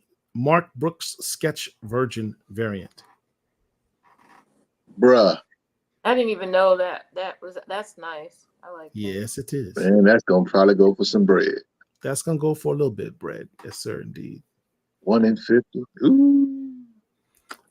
Here is the cover for Blade number 9, which is, of course, shout out to David Crownson and Harriet Tubman Demon Slater. Yeah, that's an homage for sure. That's an homage to his cover. I hope let me tell y'all. I know we ain't get some royalty check. Yeah, I know we ain't spoiling it. I know we're not spoiling it, but boy, I think Blade number 9 is the best book of that series. I know it's only going 10 issues, but man, that's a good issue. That's straight out of a movie. That's straight out of a movie. For real, I'm sleeping. I gotta jump on it. Yeah, man. Don't sleep on that. Blade's that book, dude. For real. And here's the thing, Paul. I don't know if you noticed it not or whatever, but they put a parental advisory stick on it. So what? Yeah. They put a parental advisory stick on it. I didn't realize that. It's in the upper corner. It's small, but it's there. But yeah, it's the graphics. Yeah. There will be blood. Yeah. There will be blood. I thought you said there will be black. If you guys, I put a post the other day about the interview with Brian Edward Hill for tomorrow night. If you have questions that you'd like us to ask him, please post it in the comments of that post. There's one on Twitter. I think there's one on Facebook as well. Yeah, it's dope. All right. So this book, Displaced, I don't know anything about it, but it's got black people on it. Don't know nothing about it either. Don't know nothing about that. Is that a Boom Studios book? Look, it's by Boom Studios. So you can pretty much guarantee it's a good book because Boom Studios has yet to put out a whack book. Green Lantern War Journal. Yes, sir. This cover is the one Angel was just showing us. Yes. Number 7. This by Raza is a work of friggin' art. You want to talk about blood on the cover? Yes. You want to talk about blood? I don't know though, man. I don't know if that's touching. I don't know if that's touching the one he did last month. It's a good one. I got that cover. It's a good one. Man, look at the detail. Yeah, that's dope, bro. Man, blood in the water for sure. Look at the moon behind it. That's the ill part. Yeah, man, that looks like a Death Star. You're right. Look at Mr. Terrific. Yeah. Justice Society of America number 9. And look, this is one of those things where I'm a little hesitant to buy a book just because it has the black character on the cover, because I've made a resolution I wasn't going to do that unless the character had some type of agency inside the book. That's funny. And he does. He actually has Okay. He's actually in the book. But man, what's wrong with his hair, though, bro? I don't know, dude. He got the Will Smith going. Who's the artist on this? Mikkel Jenin, I guess, needs to practice black hair. But it's a dope cover. And first grade say the dope needs his own title, no doubt. I don't know if it's gonna happen. Now, this is my dude. And did that book come out? Because I didn't have that book. It did not show up today in my LCS. It didn't. I didn't see it at all. I went to. I didn't see it. You didn't see it either, Angel? No. I haven't seen that one. It was supposed to come out this week. No. I hope It's on my better. pool, but it wasn't in my box. I hope it's better than the first issue. That's all I'm going to say. Well, you know, nobody's perfect. I just years out. the covers on this book are fantastic. Yeah, that's dope. Look at this one. This is by Leno Francis Yu. Right. That looks like this. Never mind. Looks like what? No, that looks like this Blade cover. That's this Blade original art that's about to be in my exhibit too. I was gonna show y'all that, but I don't want to. You know, I should send this to Derek just to compare. I don't know if I can do all this, but you just trying to alienate me right now. The can of worms are open. Just send it. All right, got me put my glasses on. Rebel Moon, House of the Blood Axe. If you watch the show, you're familiar with these characters from Netflix. That was good. I thoroughly enjoyed the movie. Some people didn't like it. I didn't see what the big deal people are not liking the show. I thought it was cool. So I thought it was just okay. Yeah, it was okay. I mean, some people are like, "Oh, it's the worst. It was terrible. It's Zack Snyder's worst." I loved it. I thought it was enjoyable. Man, when you had 40 years of Star Wars stuff and Star Trek stuff, and you know how that is. We a hard crowd to please. Now, look, Resurrection of Magneto is actually they didn't put Storm on the cover, but we all know this is actually a Storm book. Tragic, you know what? And she has a major power flex. Okay, don't tell the book because I haven't read it yet. I'm not telling. I'm just saying, of blacknificence of this book is that Storm has a major power flex. Why? Okay. Because it's written by this dude right here, Mr. Al Ewing, one of Storm's greatest fans and one of her better writers. Too bad I don't think he's writing the Storm book though. No, it's coming out. No, y'all gonna get a rookie on that Storm book. Without spoilers, look at the characters that are showing up in this book. Magneto, Storm, Adversary, haven't seen him in a while. Annihilation. Blue Marvel pops up again. And of course, Storm's greatest adversary, the Shadow King. So that's kind of cool. All the Storm Shadow King stories are usually pretty dope. Spawn fans. 351. For how much money is this book? $2.99. How much? $2.99. That's the $2.99. The Vigilance for the longest running black book of all time. Yep. Now, y'all know I'm a major Star Trek fan, so I'm always going to post my Star Trek books in here. I will have you know that this Star Trek run, IDW did an advertisement recently, a posting in one of their books where it basically said, this has been the most successful Star Trek run they've ever had. It is even nominated for awards. That's how good this run is. Oh, wow. And who's writing it? Take that as you will. I know a lot of you aren't Star Trek fans. I am. I go hard for my boy Cisco. Yes, but yeah. Who's writing it? Cisco's that dude. Deep Space Nine. Star Wars High Republic. Again, the melanation of the Star Wars universe is continuing. But are the books good? Huh? But are the books good? The books are good if you are a Star Wars fan. Now, if you're not a hardcore Star Wars fan, you're probably it is not an entry point if you're not a Star Wars hardcore fan. I'm not asking for excuses, and I'm not asking about entry point. Excuses. I'm asking, is it a good book? What's happening? Oh wow! What just happened? Is that Herschel? If you know, if a day late dollar short was a picture. Wow. I mean, what do you call beyond CP time?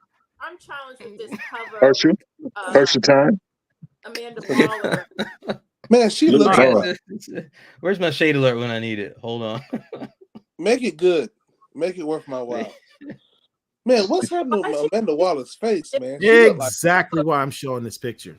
I don't like it. I couldn't buy it. And I This like this cover is disrespectful. She looks like Mr. Sandman from Mike Tyson's Punch Out. Who said that? I did. That was Derek. Derek's been dropping some lines tonight, man. That's just the first thing I think of. But that's that trope that black women look like men. I hate The that color. angry, masculine black woman. That's how I'm gonna play devil's advocate. Amanda Waller in the books has never been a sex symbol at any stretch of the imagination. Whoa. This goes beyond that. I'm not saying she got to be sexy, but they don't got to make her look like. Of her with the gun. But everybody can't be fine. Everybody got an aunt that look like that. Why y'all sitting there lying? Everybody can't be Storm and Vixen. We got no. I don't think.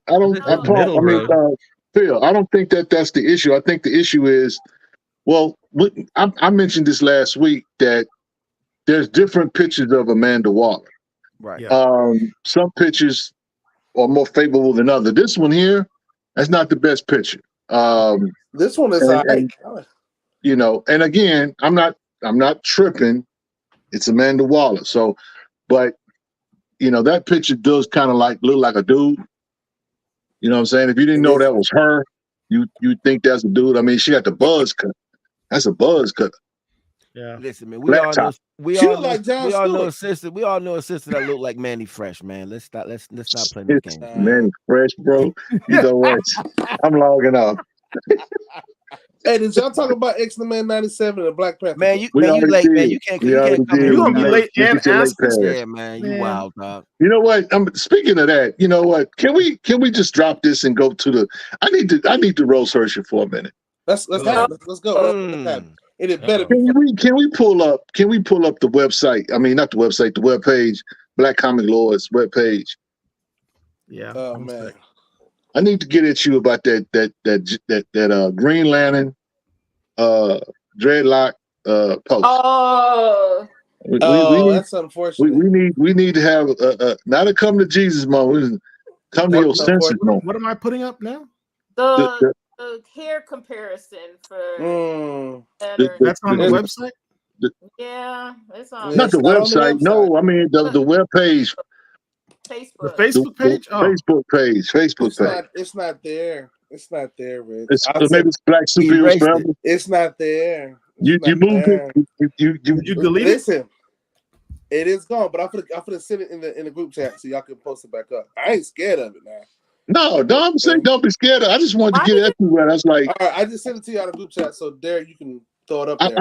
The one that I was going to get at you about, now the first one that you had where you had them like side to side, I wasn't even really tripping about that. I was tripping on the second one. With the dreads and the hair? Yeah. Well, no, I'm not talking about the two-page. I'm talking about the one just panel that, he's flying or whatever, he's floating or whatever. Oh, I didn't make that one. Somebody else made that one. So I just think that was just very disrespectful to dreadlock. That's dreadlock. Yeah. That's dreadlock. I didn't post that. I was like, if I'd have saw, I can't think of the guy's name who's the writer of Dreadlocks. That dude looked like Ray Sherman. Look like what's his name? What's the dude? Ray Sherman. Yeah, what's Sway Lee, whatever his name is. It does. Oh my God. It does. So I mean, I really have an issue with it. People had an issue with it because what I'm saying, John Stewart's a Marine, so he wouldn't have it like that. Well, how do you know it's John Stewart and not somebody else? Well, again, John Stewart is the Black Green Lantern. Let's just be clear. Here's the one. I just sent the one Rich is talking about. Derek in the group chat. The next, the dreadlock one. Go ahead, Rich. No, I was just saying, man. I just thought that was foul because again, that's like straight jacking dreadlocks, and I'm saying if the creator of dreadlocks saw that, I don't know, he might have felt some type of way, bro. That one there. Yeah, I didn't make that. I would never make that because I know it looks like dreadlocks, and I know how some people feel about artificial intelligence. So I'll leave that stuff alone. That ain't my John Hancock right there. Yeah. You said you look like Takeoff. How'd that even make it past our moderator thing? And why does it say stranded? Anyways, next topic. This is That's what's up, funny. Phil, man? I'm here, man. I've been here all day. I've been here since before 9 o'clock. You Herschel, look like you've been here all day, man. that must mean I look good, because that's what we do, baby. Yeah. Wow. Damn, we must be at the end of the show. So Herschel's been a good Okay. show, man.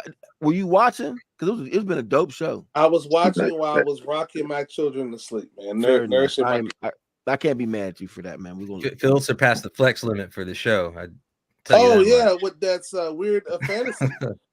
It wasn't just that. See, you missed. Oh, you missed a lot. yeah, Yeah, we you had missed Sebastian. Stranger Sebastian Comments. came through. Oh yeah, I saw Stranger- Sebastian too. I saw Sebastian. He came through. Yeah, frustrated says they made her look better in Waller versus Wildstorm series. That was a good look for her in that series, whatever. But they do it hasn't, to me, the original Amanda Waller from the original Suicide Squad run. I think everybody should kind of like follow that model. Now I know that there was the one shot where they had her looking like Halle Berry, the off world or whatever that was, whatever different multiverse that was, but Amanda Waller is a dope character, and they can keep her like that. But I know for that Titans that one issue, I didn't like that cover at all. Yeah, they could have did better. They could have did better with that. It's the agenda. Mr. Sandman. That's again. That's all. The agenda. Is Mike Carson in the chat? I'm not sure if Mike Carson is still He here. was here earlier. He was. So yeah. I'm there we go. My man. See? I can't even say nothing crazy. I can't even say nothing Comment. crazy right now. But let me say this. I'm saying this to everybody out here, and I want the whole world to understand this. The whole world. All right, The whole everybody world. Quiet. Everybody be quiet. The Steelers Okay. are going to beat the Browns all day long this coming up. And here's the thing. I've bet this guy multiple times, and I've always bet him when we lost to these guys. How does this work? Because we're talking about Amanda Waller. So I've traded him 2 9.8s of the first appearance of Amanda Waller. He has 2 of mine sitting at his house, and he always reminds me of this. This year, I'm getting both of those back because we're betting on both of these games, and those books are going to make their way back to the house. So that's all I got to say. Because the Browns are going to be trash this year, and I want my Amanda Waller books back. Y'all do have an interesting thing. I mean, Russell, man, I don't know, bro. I mean, look, y'all got him for the bargain basement price. Y'all stole that dude from Denver. We got him for a fish sandwich. Hey, can I ask you this though? Can I ask you this? Amanda Waller works for who? Herself? Amanda Waller works for who? Who employs Amanda Waller? Argus. And who does U.S. Argus government? U.S. government. As far as I'm concerned, as I am concerned, Amanda Waller has never been a supervillain. She's been ganky, she's been trifling, but all rights and purposes, man, like she's the Nick Fury of the DC universe. I have never seen her lay a hand on Superman. I've never considered her a villain. Man, those are lies. Never. She's negative. I seen her kill people. Who? Amanda Waller. Who? Name somebody she's killed. Some of the villains. I've seen her. I've seen her put trackers. Involved with attacking people's head. Yeah, that's killing. Wolverine kills people. He's a superhero. That's killing. He on an X-Men 97 Wolverine, cartoon. Thank you, Paul. He kills a lot of people. So T'Challa has killed some people. He's damn superhero. Nobody don't question that. But I'm talking about her intent in killing isn't for the isn't because I'm in the process of saving people. She makes examples out of people, and she does all type of stuff for her own agenda. For the greater good. No, she's a government. She's a government employee. Now, to be fair, Herschel, this run that they doing right now she's a part of the quote unquote axis of evil. It's her, Brainiac, and Ben and Zerk. That's a villain. So those are villains. If you work with drug dealers that are killing your community, you might as well be out there selling the drugs too. Still a villain. listen, we all know that Amanda Waller knows how to get in, to get out, and get out to get in. She might. Let's finish this series before we give her that label. But I tell you this much: Rage now is in the Book of Negroes. They have totally given Rage over to the dark side. Can we pause? The book of what? Foul on the play. Why Did you just say the Book of Negroes? You're gonna crawl in that rat hole we call a brain. Go ahead, Paul. Did this man just talk about the Book of Negroes? He did say that. Herschel, would you care to explain that, please? I thought, oh, my bad. You're gonna set the Black Comic Lords back 10 years. We only been around 3 years. I was not supposed to spoil it, so I'm gonna keep it right there. Y'all change the subject. Wow. Another can of worm. Clearly. Man, hold up. Book of Negroes. Yep. That's your man's. That's your man's. Hey, yo, Rich. That's your man's. Does anybody have a PlayStation 5 or Xbox to play this Black Panther game that came out? Well, that's coming out. The World War II 1940 Marvel 1943. And the guy that's playing Black Panther is the same guy that was in Walking Dead. I forget his name, light-skinned dude. I forget his name, but it's going to be interesting. It's going to be really, really interesting. I'm excited to make that purchase. But it really looks like, from the cutscene, that they're either going to make you fight T'Challa, beat him, and then he gets on your side, and then you're able to use him as a playable character, or hopefully they allow you to choose what side you're going to play on. You're either going to play Black Panther and try to escape Captain America, beat him, and then bring him to his senses. But we're going to see how that clash is going to happen. Jeffrey Thorne helped you out. The dude's name. His name is Kari Payton. There you go. He played the character King in The Walking Dead. Why T'Challa so light skinned though? Oh, that's worse than Book of Negroes. But hey, I didn't. I mean, look. If you compare the complexions of T'Challa, I'm not sorry. It's not T'Challa. It's Azuri. Black Panther Lords that showed up. If you compare the complexion of Azuri to the complexion of Miles Morales, who is Afro Latino, and you've got Azuri, who's part of a unconquered, uncolonized African nation. Azuri actually may be slightly lighter than Miles. Can we get our melanin back? Video game artists, peoples. I mean, I know it takes a little bit more effort to make super melanated pop up on the video screen, but details. Hey, we have hey Paul, we have some light skinned people on this video, so you might want to, Oh my God. People in the chat light skinned too, so I'm just saying, it doesn't look right when the African unconquered. Casper Cole, it's not T'Challa.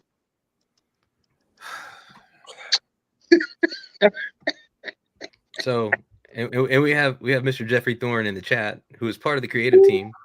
He's a writer for that game. He's the writer on the video game. I was on the story team. Don't y'all switch up now since he in the chat.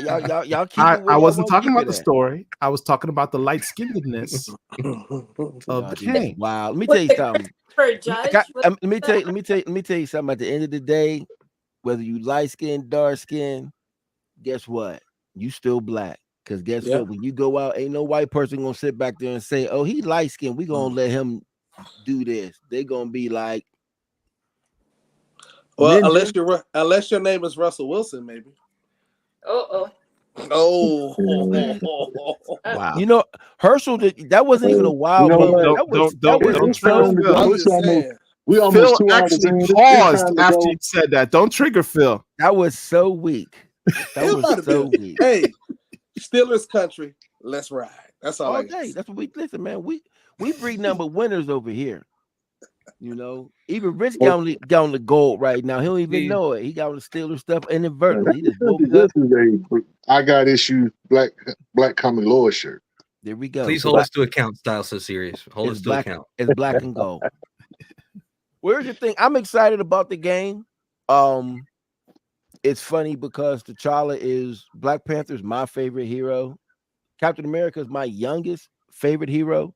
The one thing that I don't like, though, I don't like that, in the last 10 years or 15 years or so, every time that T'Challa and Black Panther, T'Challa and Steve meet, there's always this weird argument. And that is so corny to me because those of us who grew up reading comics, they was always homies.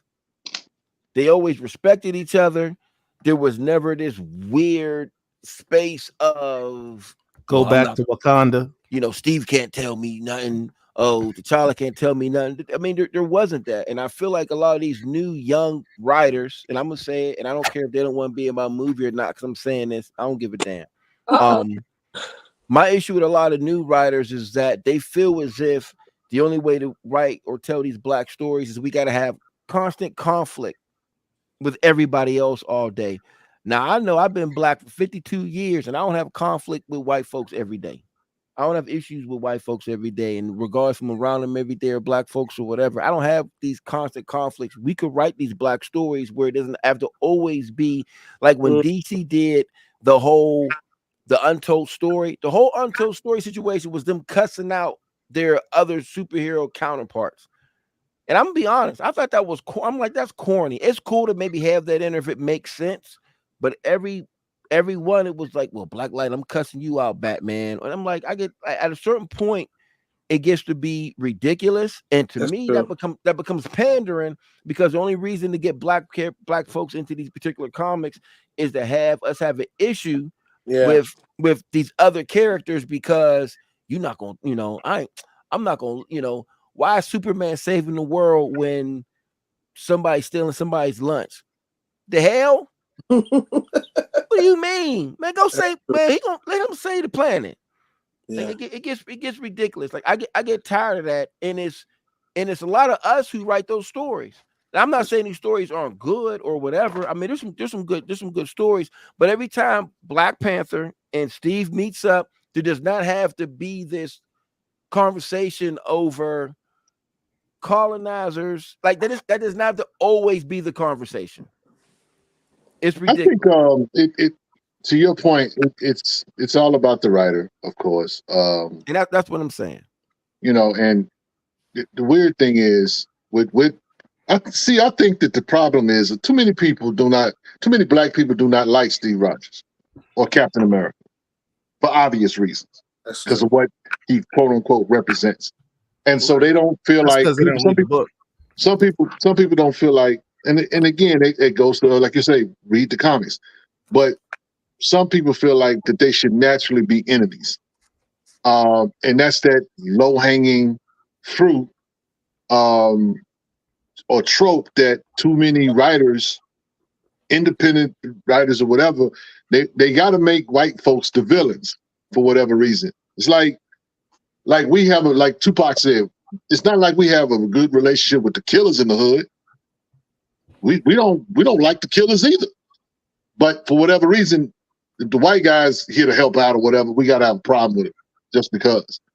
It's pretty sad state of affairs, whatever. But too many guys fall into that, and I hate that happens with T'Challa. And of course, the last run, written by Johnny Law, didn't help the situation.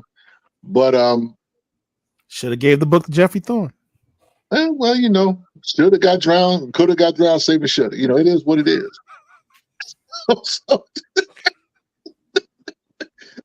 I mean, you know what I'm saying? We can all wish for that now, but now we're at the end of this. Eve Ewing just wrapped up her run. We're finna get, it was a blood hunt for 3 months, and then we'll probably have a new Black Panther book in the stores. Who's writing it? I do not know. Well, don't tell me that, Jeffrey Thorne. I need to keep hope alive. Let me ask you this though too. So I know we said that people don't like Captain America, what he represents or whatever, et cetera, et cetera. How many people actually read these books, or is it just something that we're just saying? Because if people actually read those particular books, a lot of times Steve is actually fighting against the corrupt situations that happen in the government. Yes. Yeah. How many times is anybody wants to? Now, I'm not saying he's not my favorite character, nothing crazy like that. But I'm just saying, if anybody wants to argue about that, you're not reading. You don't read comics. You just I don't. think Captain America does not represent the government. That's not what he represents. He'll be the first one. Steve Rogers has walked away from the Shield a number of times over disagreements with the government. He's never been about the government. He's been about the American ideal. The American ideal is more than the government. Right. And as a result, he stands. That's why that's one of his superpowers, actually, is his ability to inspire people. Right. You know, that's been demonstrated timelessly over and over. His ability to inspire. That's what makes him Captain America. And why Sam Wilson should also still be Falcon. But for sure, I digress. And Paul, I don't mean to interrupt you, but I just, for me, we got too many weirdos in the space. And what happens is we get these guys that get in this space and they get so deep and they get so whatever. And it's like, man, y'all have some other hangups that have nothing to do with comics, and y'all need to work on that particular piece. Now, it's okay to have these conflicts because it's interesting. Don't get it wrong. We want to have these conflicts every once in a while, but it doesn't have to always be the trope of, for instance, when you see it, all new characters now are either the fastest, the strongest, the smartest, the whatever.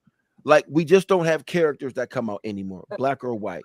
If you got a character that comes out, I'm faster, he's faster than the Flash, or smarter than this, or whatever. Like, the comic industry has got to get back. I'm going on a tangent now because, I have an exhibit coming up about black comics, I'm talking about the whole overall culture.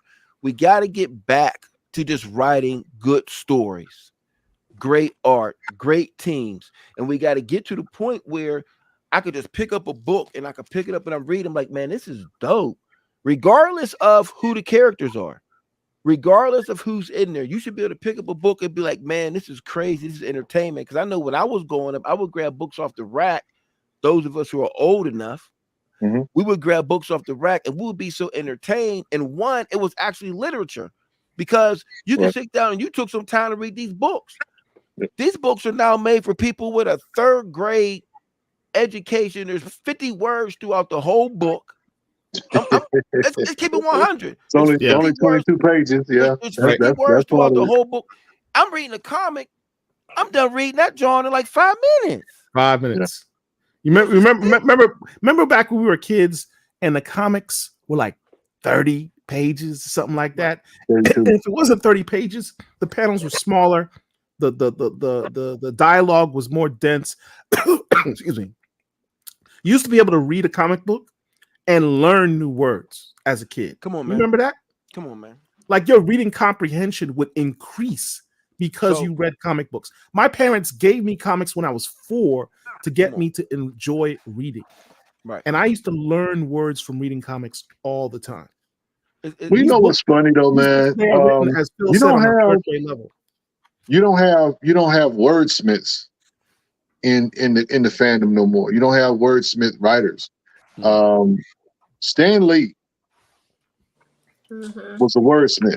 He did a lot of stuff, but part of reading a Stan Lee comic book was really, like you said, understanding what he would say and how he would say it. Him,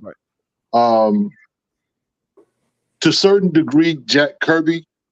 It's certain. The Black Panther stuff I'd never get, but the stuff that he did with Eternals or New Gods for DC was pretty good.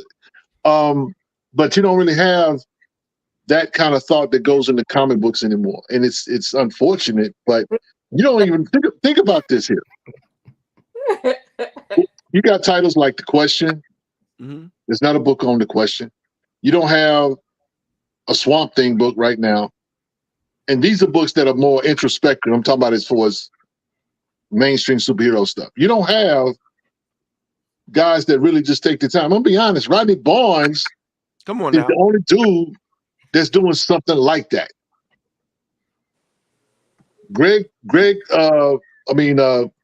was it Barnum? No. I'm talking about Morrison.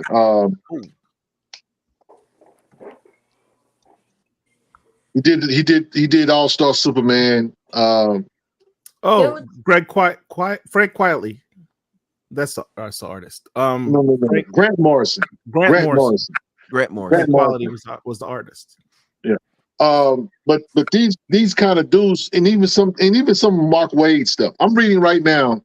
I'm rereading the Original Sin book, the series, which is like 8 issues. Stuff like that doesn't get mainstream love or whatever because let's just be honest, it don't lead to a movie. Phil, that's the problem. Everybody wants a movie or a series or some animation. None of this stuff leads to that. Right.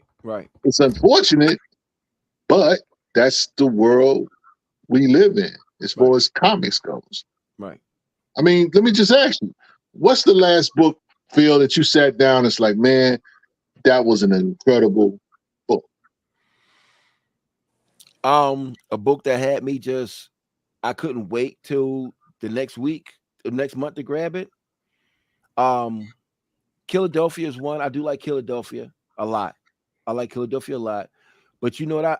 There was a book that I did read that I liked a lot. It's not the greatest, but it was just something I could just pick up and read. DC did the DC Undead book they did when they were like DC Zombies. Yeah, Deceased. I couldn't put that down.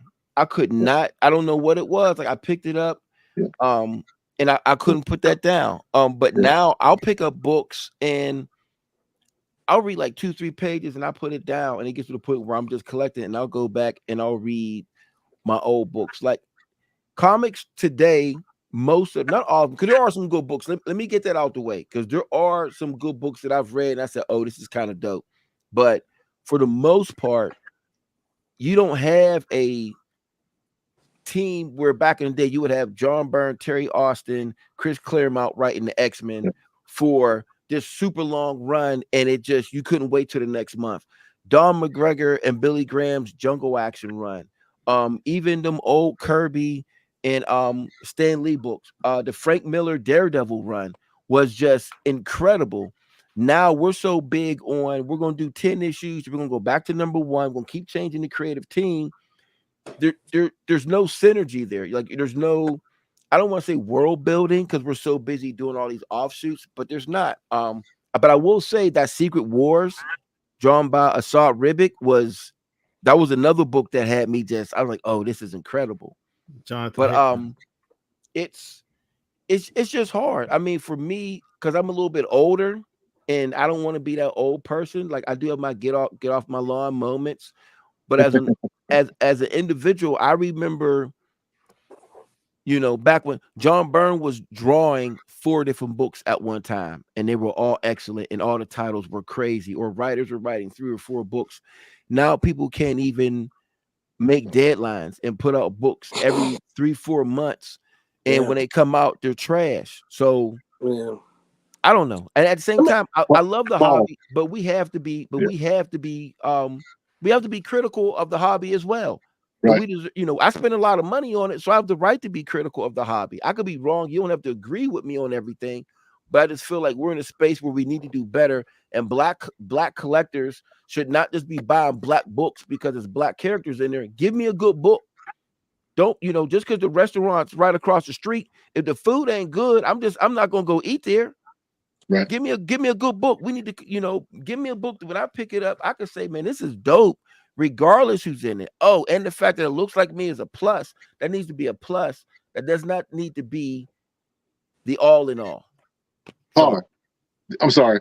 Did you finally read Mangus? No, it's still sitting right next to me, man. You need to read that, bro. I know. I want to read it, and I want to bring them on so we can talk to them.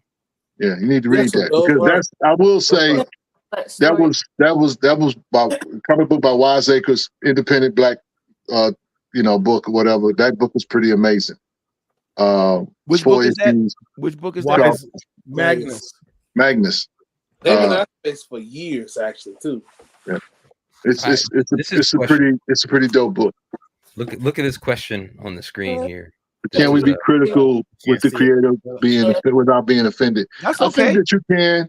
I think that you can. I think that you can't use words like "your book is trash." You don't say nothing like that. You just kind of you bring out the point where you feel like the book could be better. If a creator writes something and it's not, I would say, if I don't really care about this character by the time I finish your book, then it wasn't just good enough. I need to be able to find out who this dude is or who she is. Why are they in the situation they're in, and should I care about them? I need to know that before I finish your book, whether it's 32 pages or 22 pages or 10 pages. I need to know that information. If I don't know that, if I know a bunch of other stuff, then you just wasted my time and I just wasted my money. Right. And that's part of those things where, a lot of writers that are in the space, unfortunately, and Marvel, for whatever reason, they are allowing people to write books now who don't have no experience at all. Yeah, well, that's true. And so it's like, okay, work on something real small before you get to the major leagues. It used to be where you would have to go to a smaller store or a smaller brand before you could even get a chance to work at a Marvel or a DC. That's not today's situation. People literally are walking in with no comic book experience and they're writing books. And it's like, okay. And I don't know whether or not to care about this book or not, because they'll put somebody obscure on it. Like say, for example, Spider-Man. We talked about this, Angel. Yes. Spider-Man. People know it don't matter who they put on Spider-Man. Yeah. Person, you could write Spider-Man and to 100,000 people gonna buy it. Yeah. Because it's Spider-Man. Yeah. But you could just literally like Phil say, write 50 words in the book and people are gonna buy it just because it's Spider-Man. And no one's gonna quote unquote care about the story. They're gonna check for the art of it, but no one really cares like that no more. And that's the sad part about it, because I don't feel like the biggest thing that I think that's wrong with the industry is there's no competition. Nobody really wants to be the best. Well, I wanna deep dive a little bit on the creator side, because go ahead. What I work in the industry, I connect people in the networking. So I know creators of all parts of the industry, whether they're artist, writer, publisher. And what I've discovered in the last, 5 or 6 years of doing this logistics, assisting people and connecting people, that the industry is rotted. There is so much animosity between startups and OGs and everyone in between. You can literally be at tables next to each other, and it's about, well, I don't know why you're not as successful as I am. There's money for everybody, and it's hard to get people to learn to get out of that habit of the guy next door, the girl next door is my enemy. Like it's not a friendly competition anymore like it used to be years ago. So I'm working on creating something to help stay that negative rot, because that's what we're getting in a lot of these comic books. The less verbiage, the less literary diversity, it should have a word salad in there where it's feeding your mind and capturing all ages, but the comic books don't do that anymore. You have the industry bigwigs that are starving out new artists because they don't want them too big. And yes, somebody new off the street that's never done a day in the life can all of a sudden get picked up by the big two, and then we're stuck with a unfinished, unseasoned version of what it could be, because they sell off their IP at 100% just to get their name out there. They're tricked into thinking all this money comes in and there's nothing. and there's so much rot, and you can see it in the comic books. That's why it's better to read your old stuff from 20 years ago than to pick up anything brand new. That's what's happening. If I could say something, I'll be brief. First of all, that was so eloquent, Angel. You say I like that word salad being fed. I'm using that in class tomorrow, so I just want to give you that, give you your props on that real quick. One, and I'm gonna say this too: every book isn't for everybody. So just because I don't like something doesn't mean somebody else doesn't like it. So I'm not talking about. So when I sit back and say that, I'm just talking about books that I feel that just don't have any intellectual, artistic merit per se. I'm not saying a book. I could read a book and I could say, okay, that book's not for me, but I can still say that book was written well. I can still say that book was drawn well. That just may not be in my wheelhouse. That just may not be something that I particularly like. My issue is that a lot of books are just, and this is in every industry, whether it's the restaurant business, the music business, the film business, comic business, everything isn't good. These creators have to have a little bit more thicker skin and understand that, because if you're in business, you're out in the public eye, people are going to criticize you. I could win every award in the world and people could still sit back and say, well, I'm not feeling him, I'm not liking him.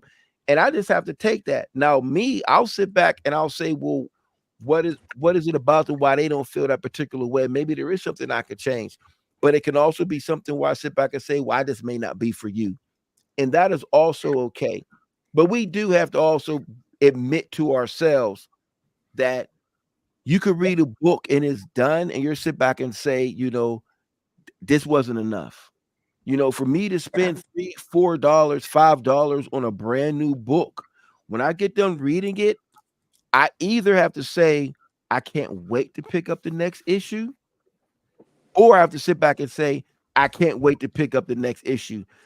That is the only thing that matters at the end when you get done reading the book. Like, it should leave you even if it leaves you on a cliffhanger, you can't wait to pick it up the next time it comes out. If a book does not do that, it has not done its job.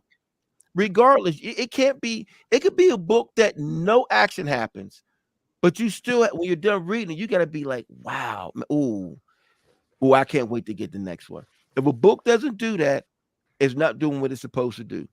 And that's that. It may not, and like I said, also, this isn't about me saying every book should appeal to me. Certain books are not my audience. I'm not the audience for certain books.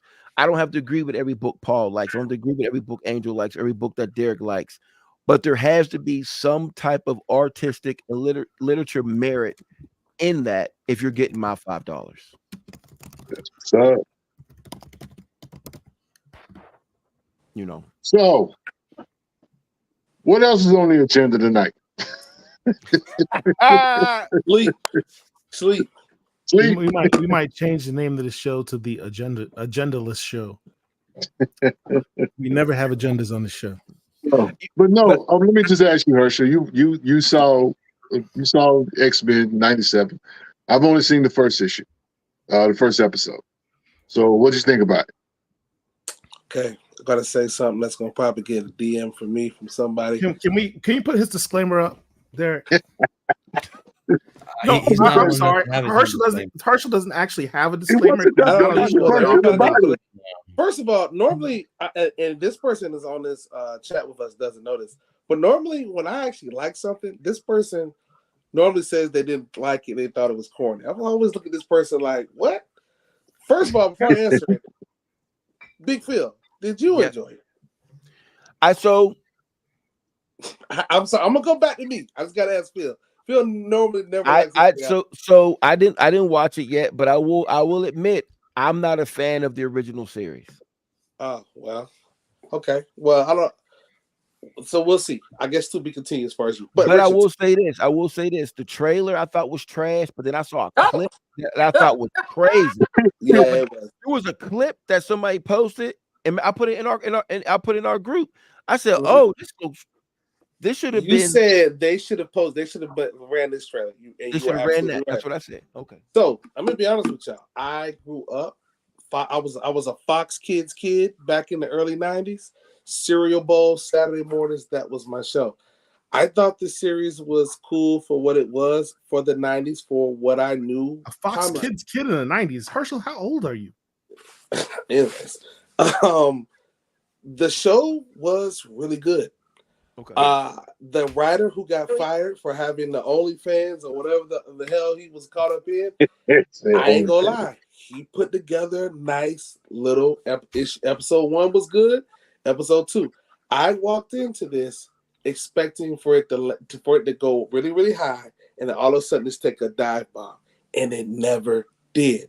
The only thing that I could pull away from this is that I didn't like, maybe Bishop probably said maybe 4 sentences and throughout the two episodes, and his voice did not. I mean, obviously the guy who used to voice him is dead, but they did the best they could, bringing in these 60, 70-year-old actors into the set. Storm sounds like she's 65.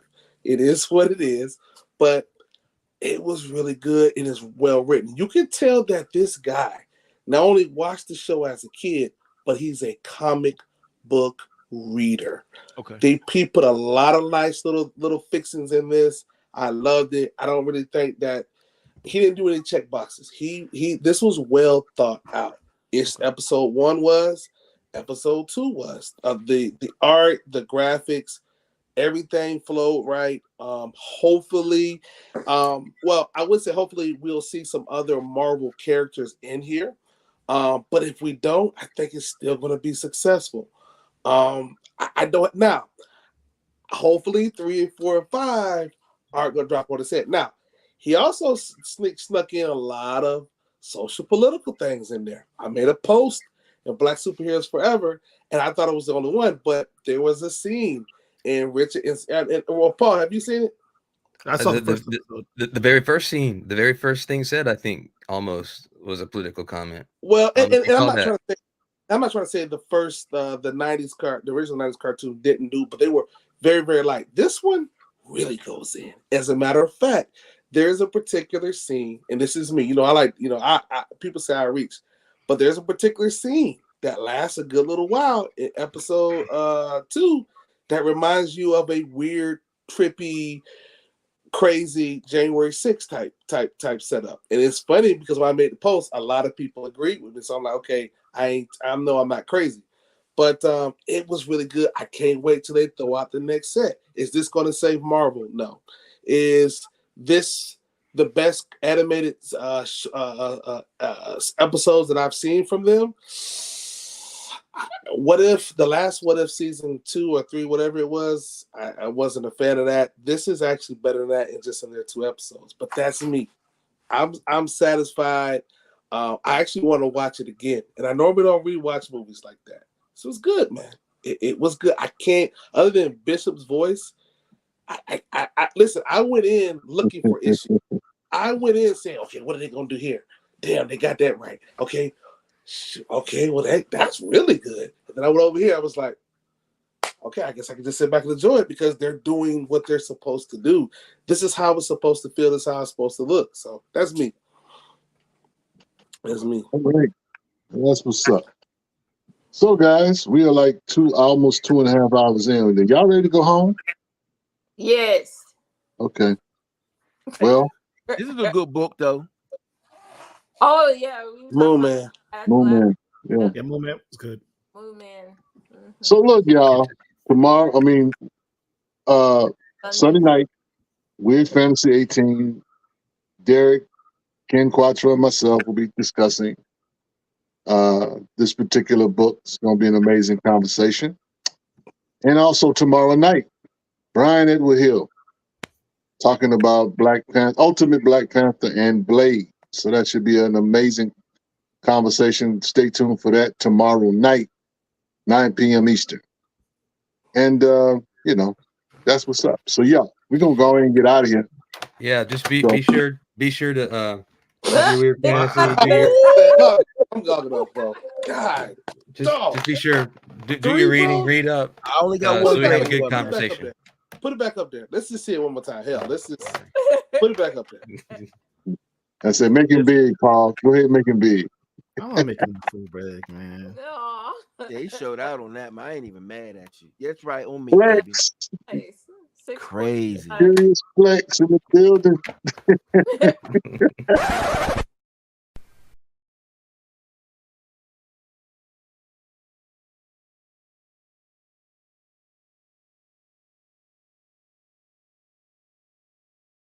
Was that Just you plug on the cover? Was that you on the cover? Yeah. that might have been me. I was just plugging the show, Yes. just plugging Sure. the show. Sure you were. Hey, before we go, I just want to get one little tip, but I'll be 2 seconds.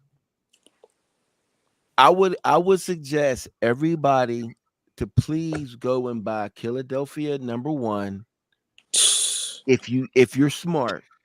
When this thing comes, I'm telling you, at some particular point, and I know we keep talking about the TV show thing or whatever, this is the perfect scenario to go. I have a feeling that this can be this at some point. It may be years from now, but this is going to be the new Walking Dead on for TV movie. It's going to be the new Walking Dead. Get your #1s, get your 9/8, spend your little bit of change. Don't pick up your pool list. Grab one, because listen to me. Years from now, you're going to come back to this particular broadcast and you're going to be like, you know what, man, Phil was right, man. I should have grabbed him. And I'm telling you, in that 1 in 500. This went for Phil just a few days ago. I just forgot to bid. Second print. Oh, that's a steal. So yeah, I don't do second. I don't do second prints. What?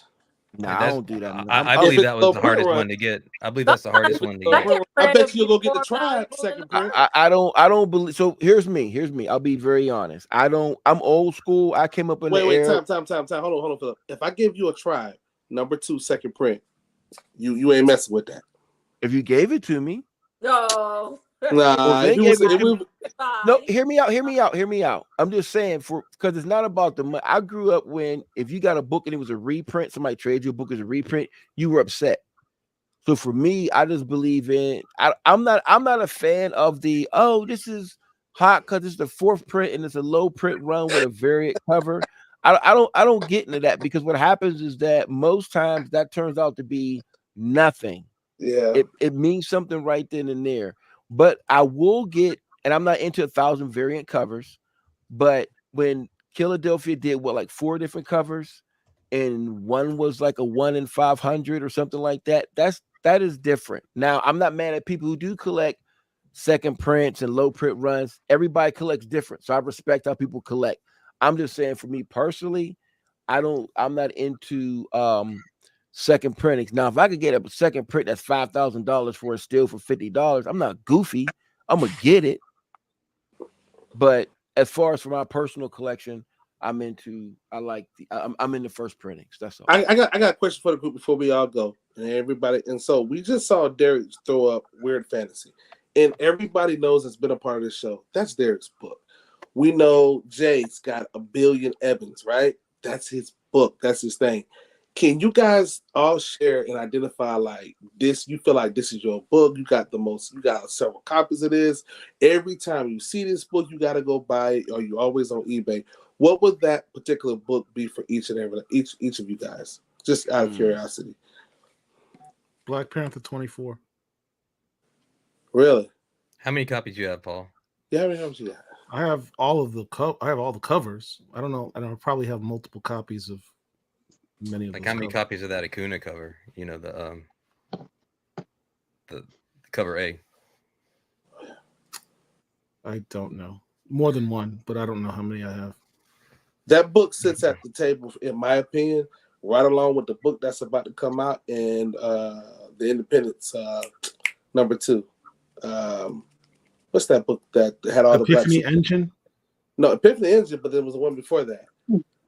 War of Independence. War of Independence. They all sit at the same table. They eat lunch right there at the same table. That's how important that book is. What about you, Big Phil? Wow, that's. I have probably like half a short box of Tribe #1. I got multiple copies of Gunhawks #1. Little Kids Calvin. I got a bunch of those. Its first appearance. it's crazy that you say that because the first appearance of it's nothing crazy, but it's a book that I got way more and nobody cares about it, but I care about it. What's the brother that was in Conan? Arnold Schwarzenegger. First of all, Block. No. What was the black guy that was in the early Conan Will books? Chamberlain? Not the actor, cuz actually Grace Jones played a female version of the character. Oh, Zula. Yeah. Zula. Yeah, I got a stack of the first appearance of Zula, and I know a guy that has that cover, and I've been trying to get that off of him, and he's not selling at all. So, and my new number ones is Philadelphia. Like Philadelphia is turning to my book that I grabbed like crazy. I see number one. Angel. Spider-Man #1, the crouching one that Todd McFarlane did. Nice. From 1990. Yeah. So the first one. The black suit or the red suit? I have both, and then But I you have have both. all the homages. Okay. Like I'm obsessed with that cover. I don't know That why. cover, yeah. So I have all the originals, and then there's a platinum, gold, and silver version. I have all of those, and then I have all the homages from Spawn to obscure indies. I love That's a nice little collection. I like that. I like how you're doing that. I like that. Oh, I even got a cool one with that, the crouching Deadpool. So you grab all the homages too. Yes, because the image itself captured me when I was younger, when it came out, and then coming across it again as an adult, then I had to have it, and then I had to have all the special editions, which I have them, and then all the homages. As soon as it comes out, it's automatically adds to my collection. Nice. All right, y'all ready for Richard to talk about Black Lightning? Let's go.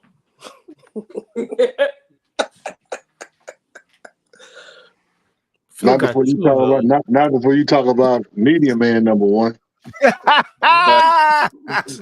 There's no lies. I don't even have to go. I'm like, what's the point of me even going? Angel said she is buying for anybody coming to Urban NerdCon unlimited steak. What? Is it? Oh no, I didn't. No, I didn't. That's funny. Richard, what you got, man? All right. Oh, I don't really have a book like that. I have multiple copies of multiple different books. I mean, Spider-Man, Peter Parker, Spider-Man 35 is one of my favorite. I have multiple copies of Tribe. I have the black and gold, of course. I have the Ivory. I have the Ivory's purple. expensive. I have the purple. I have the Tribe #2 second print. Tribe 0. So when I usually see those, I'll buy them. I love one of my favorite mini runs or whatever is the original Falcon run. The original Falcon run, I always grab that when I see it, especially the one with him and Red Wing like together. I love that cover.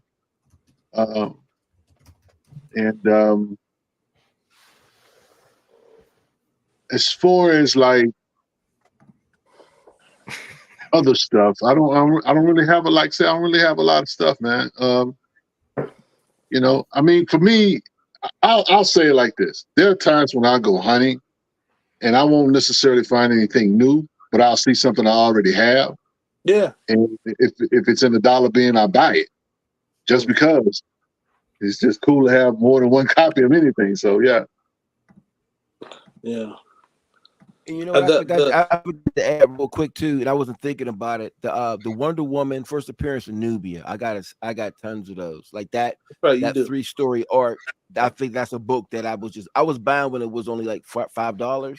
So that's a book that whenever I see it, I just that's a book crazy. I have in my collection that I have not a greatest copy. I need to upgrade that. at some point. And they're not expensive anymore. That book's actually slowly Coming down a long way. Yeah. It ain't cheap now. Don't get it. It ain't cheap. Ain't gonna cost you $5. But they're a lot lower than they were. Can you get into a solid 5? I want to say 5, like a 7, almost an 8 for like $200 or less? Absolutely. Possibly. Yeah. Absolutely. I don't know about. First appearance of Shuri is down. First appearance of Shuri is way down. Shuri's way down. That never should have been an expensive book. Sorry. And then all the Ironheart, first appearances. Never should have been an an expensive book. That's done. For me, every time I go out, I used to see a lot of tribes, and I didn't understand the importance of it. But I got several copies of that now. But honestly, yes, it's Meteor Man, but it's actually Meteor Man number 6 because that is the most expensive copy. I've seen them go as low as $10, and then the next week go as high as $150. I don't understand what is the deal with Meteor Man number 6. Maybe it had a low print run, but anytime I see a Meteor Man, I grab. I don't even process. Is this Meteor Man? I see the outfit and I just go put it up under my arm and just keep digging. I don't even process it. It could have a whole hole in the back. I don't even care. I just pull it. Ain't nobody looking for Meteor Man besides for you, man. Ain't nobody looking for that number 6. That's the same copy circulating, same price, man. It could be. It could be. Yo. And it's a slept on run too, like Brother Rich was saying. This run is crazy. What do y'all like? What do a lot of people? And I'm a Valkyrie guy, and I have that entire run. I just thought it was it's a Valkyrie run, but a lot of people like that. I don't know. I mean, it's classic, Herschel. I mean, it's classic. It ain't for everybody. Angel, what's going on with Alfred? Did you offer this man a meal? No, do we need to log off and let y'all? Man, this is like it's personal, bro. Like you doing too much right now. I mean, you too much. What? You know what? I'm not going to comment on any of that except to say, you know what? We thank you guys for joining us tonight. Yeah. We'll see all of y'all later on. See y'all tomorrow night. Y'all stay tuned. It's getting a little awkward. Please take us home. Shrimp Sign cocktail. Good night, everyone. Apple juice. We got you. Wakanda forever.